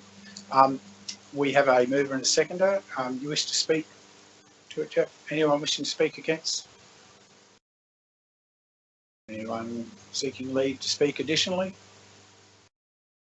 Not, we put the motion as per the 4 parts. Those in favour? That's carried unanimously. Councillors, we move to item 10.9, GM Council Sustainability. We're on page 159. Thank you for your able assistance today, and we'll see you forthwith.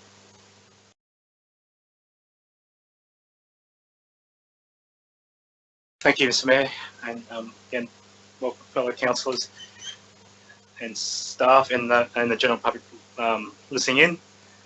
To provide further clarity to the contents of the report, I do add the following.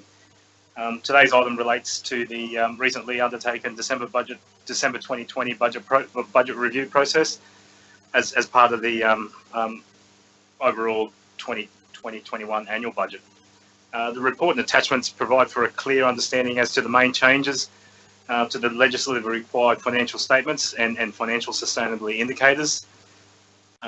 Generally, as contained in the report, key notable highlights that I'd like to point out include there's actually part of this process is actually an improved operating result of about 29,000, indicating that due to the net changes in operating revenue and operating expenditure, a positive result is maintained. Capital expenditure increases by 145,000, and this is offset in part by $68,000 worth of additional capital grants, as well as council having to outlay some cash of around 48,000 to fund these. In terms of the financial sustainability indicators, other than the slight improvement of 0.01%, going from -4% to -3.9% in the operating surplus ratio, no other impacts are indicated with this relatively minor budget amendments. Thank you, Mr. Mayor. That's just some highlights and something. Councillors, questions to the GM? Clarification? Councillor Chalk? Yeah, there was an increase to the Canungra Depot relocation project of $50,000. Why is that being increased? As Oliver did mention, thank you for the question there. He did mention around some of the shifting in operating. I was realised that there was some budgeting around the installation of a security gate to allow for the functioning of both the transfer station as well as the depot facility that is now housed there. The allocation from a capital viewpoint was only paid for the gate, and the facilities area were funding the installation. It was situated within operating and should have been recognised as capital. So it was a swap of those funds. Thank you. Further questions? Councillor Swanberg? Yeah, just a question in relation to that particular issue. I see that that increase in spending is going to be taken from the facilities operating budget, which we've just been talking about for a whole hour, almost. Is it the case, what are the guidelines and procedures, because we heard a lot about guidelines and procedures and you've got to stick to the rules and everything when we were talking about the last item with expenditure of $3,500, but within the fine print of this particular report, council's being asked to spend $50,000 on funding an overflow or an over expenditure on the Canungra Depot for a gate, and I was just wondering, is that the right place to take the money from the facilities budget, to fund this? I think you heard the explanation differently to what I could, so I'll ask the GM Thank you, Mr. Mayor. I won't answer that particular one, but I guess I'll take this opportunity to provide insight into the actual budget review process. It should be noted that these amendment processes are clearly for transparency. Otherwise, I guess as mentioned before, if it was left to officers, none of these would come back to council, because as long as the overall bottom line as to what council adopted originally the budget, there was really no change to the budget. It's up to the officers, if left to their own devices, to allocate funds within the budget as long as no impacts to the bottom line. So I guess that particular matter was explained previously around it, and there was an opportunity, I guess, to ask the questions there and then as to that particular item. It should also be indicated that part of the governance process, and in particular the financial delegations, there is a clause in there that prevents officers from being able to transact any expenses that aren't included in any budgets. It's clearly stated in there that officers aren't able to sign off on things that if there's no budget contained. So I guess just to clarify on previous and some of these aspects, and this is certainly for for transparency, the budget review process is workshop with councillors to go through in detail around what the changes are. I know that doesn't answer that one in particular, but I guess. Yes, so the money that was allocated in the operating budget within facilities was actually allocated for security purposes and was for the specific installation of the gate, and therefore, unfortunately, it was allocated within the operating expenditure, and given its value, it should be actually allocated under a capital expenditure, so it was swapped out. So so there was a discussion between officers around the actual gate itself being funded through the transfer station, as well as from the facilities budget, because facilities area looks after the depot. My question therefore is, are we setting a dangerous precedent where we can take money out of operating budgets and fund capital budgets and capital budgets and fund operating budgets? And is that... Councillor, pause.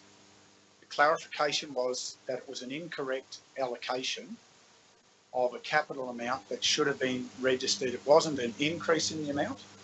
It was a location of the amount within a budget. And it for accounting purposes, it was properly to show as a capital item. That's correct. The explanation you just had, trying to convert it into lay speak for you, rather than engineer speak. I hope that addresses the issue, and there is no, if you believe there's another issue, then the GM, Council Sustainability, can quite clearly clarify. Mr. Mayor, that's clearly correct, and obviously this is detailed in Council's non-current asset policy, where expenditures that do reach the thresholds amounting to being treated as capital are taken from operating and capitalised. Otherwise, council outlays that expenditure and it doesn't get captured in our budget, in our balance sheet. It's just expenses operational, which is not the purpose of that recognising as capital.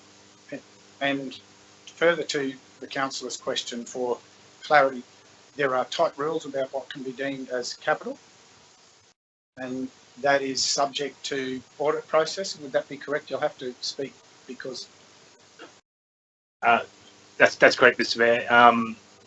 Obviously, refer back to the non-current assets that indicates the thresholds for the types of expenditures and what constitutes a capital expenditure to be capitalised on council's financials.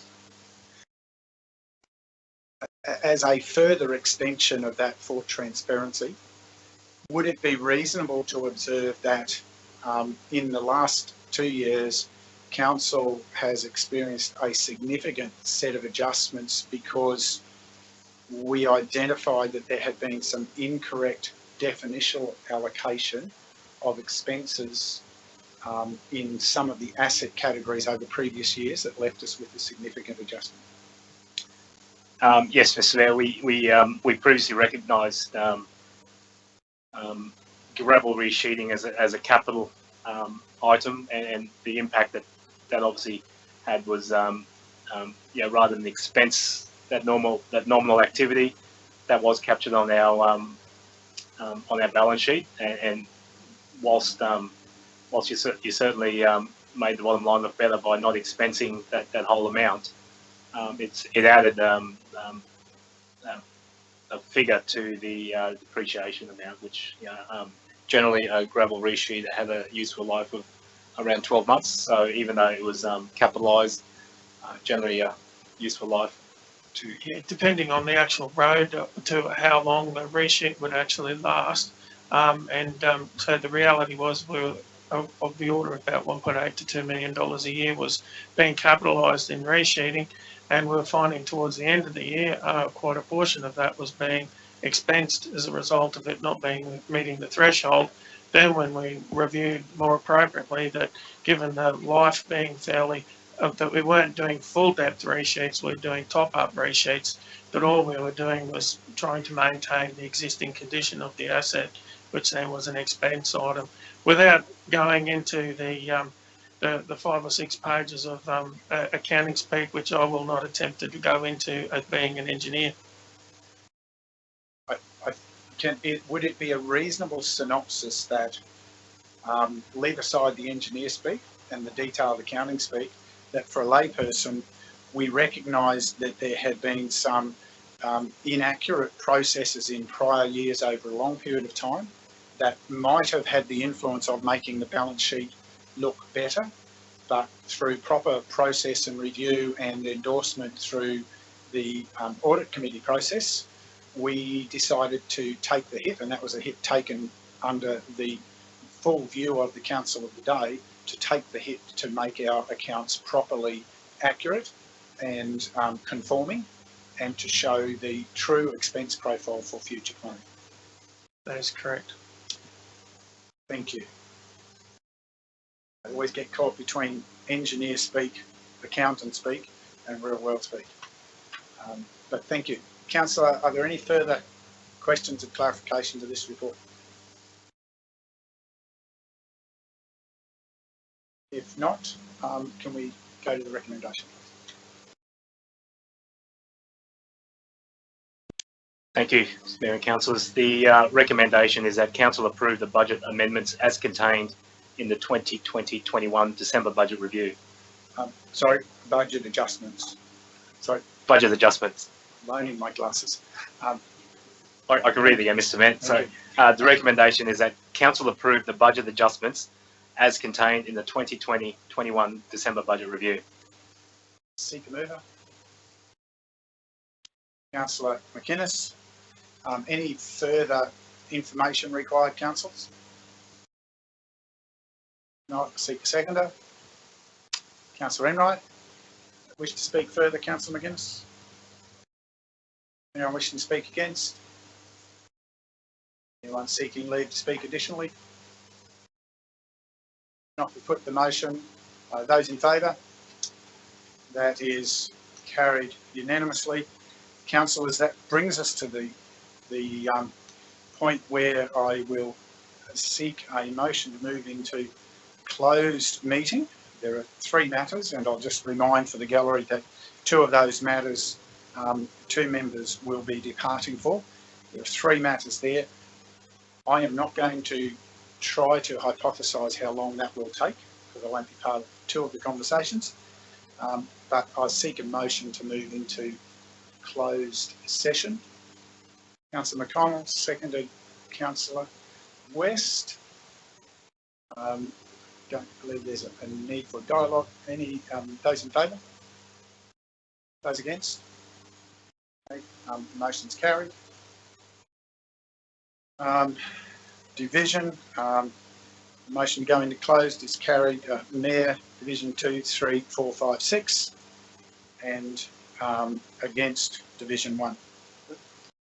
Quick one, Ben, and you get on the block again. We're not allowed to ask why. No? No? Okay, no, I just wanted to ask.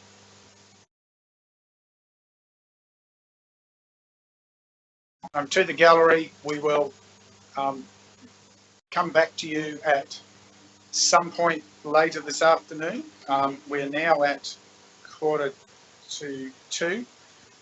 I would hope that you should try listening again by 2:30, but I shall leave that under the initial governance of Councillor McInnes. Good day.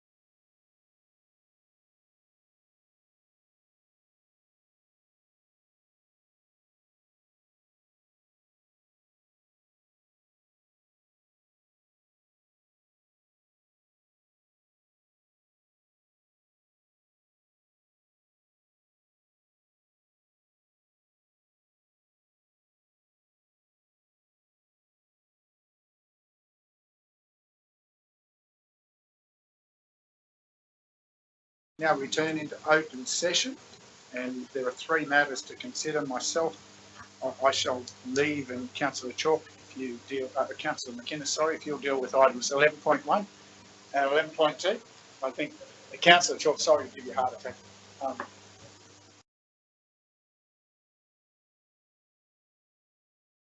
Noting the Mayor and Councillor Swanborough are leaving the meeting for these 11.1 and 11.2.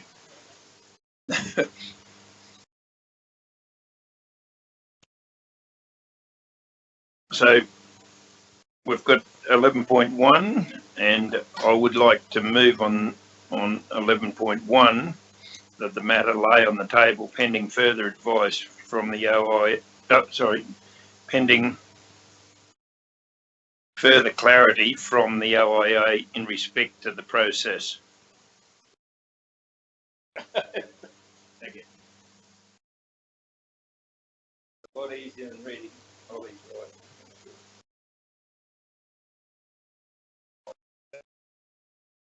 Okay.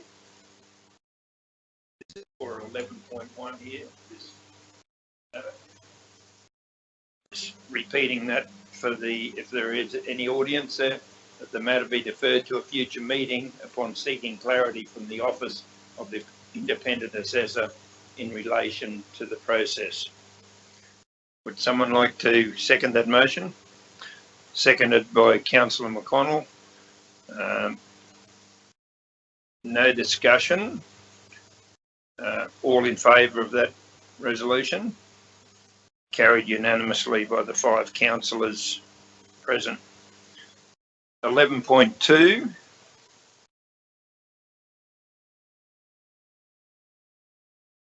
That once again that the matter be deferred to a future meeting upon seeking clarity from the Office of the Independent Assessor in relation to the process. Someone like to second that motion? Seconded Councillor West. All in favour of that? Once again carried unanimously. Thank you, and we'll ask the Mayor and Councillor Swanborough to return.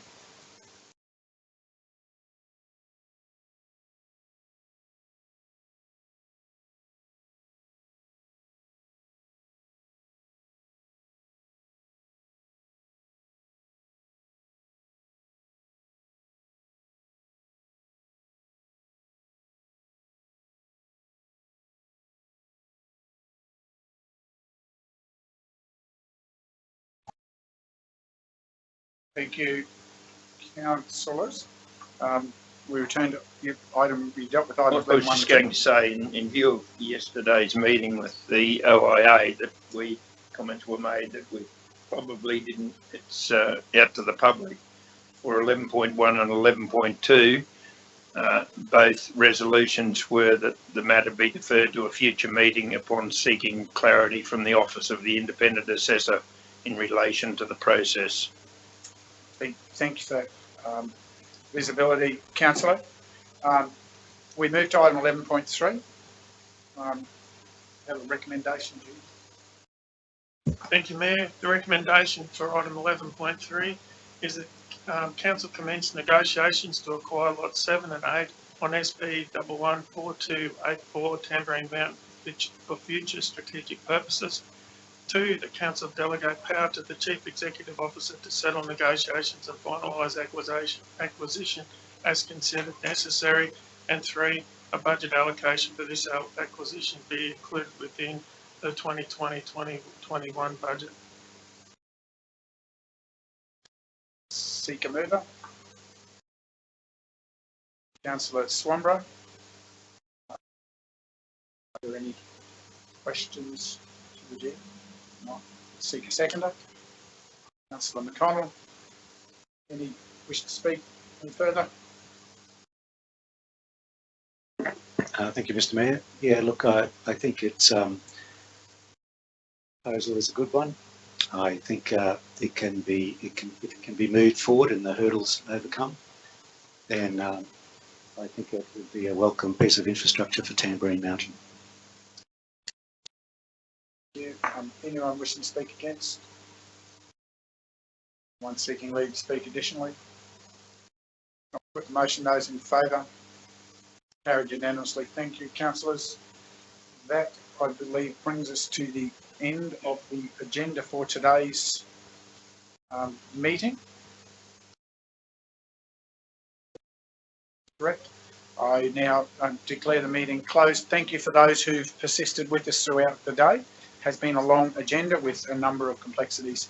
Greatly appreciated, and look forward to sharing with you in a couple of weeks' time. Good afternoon.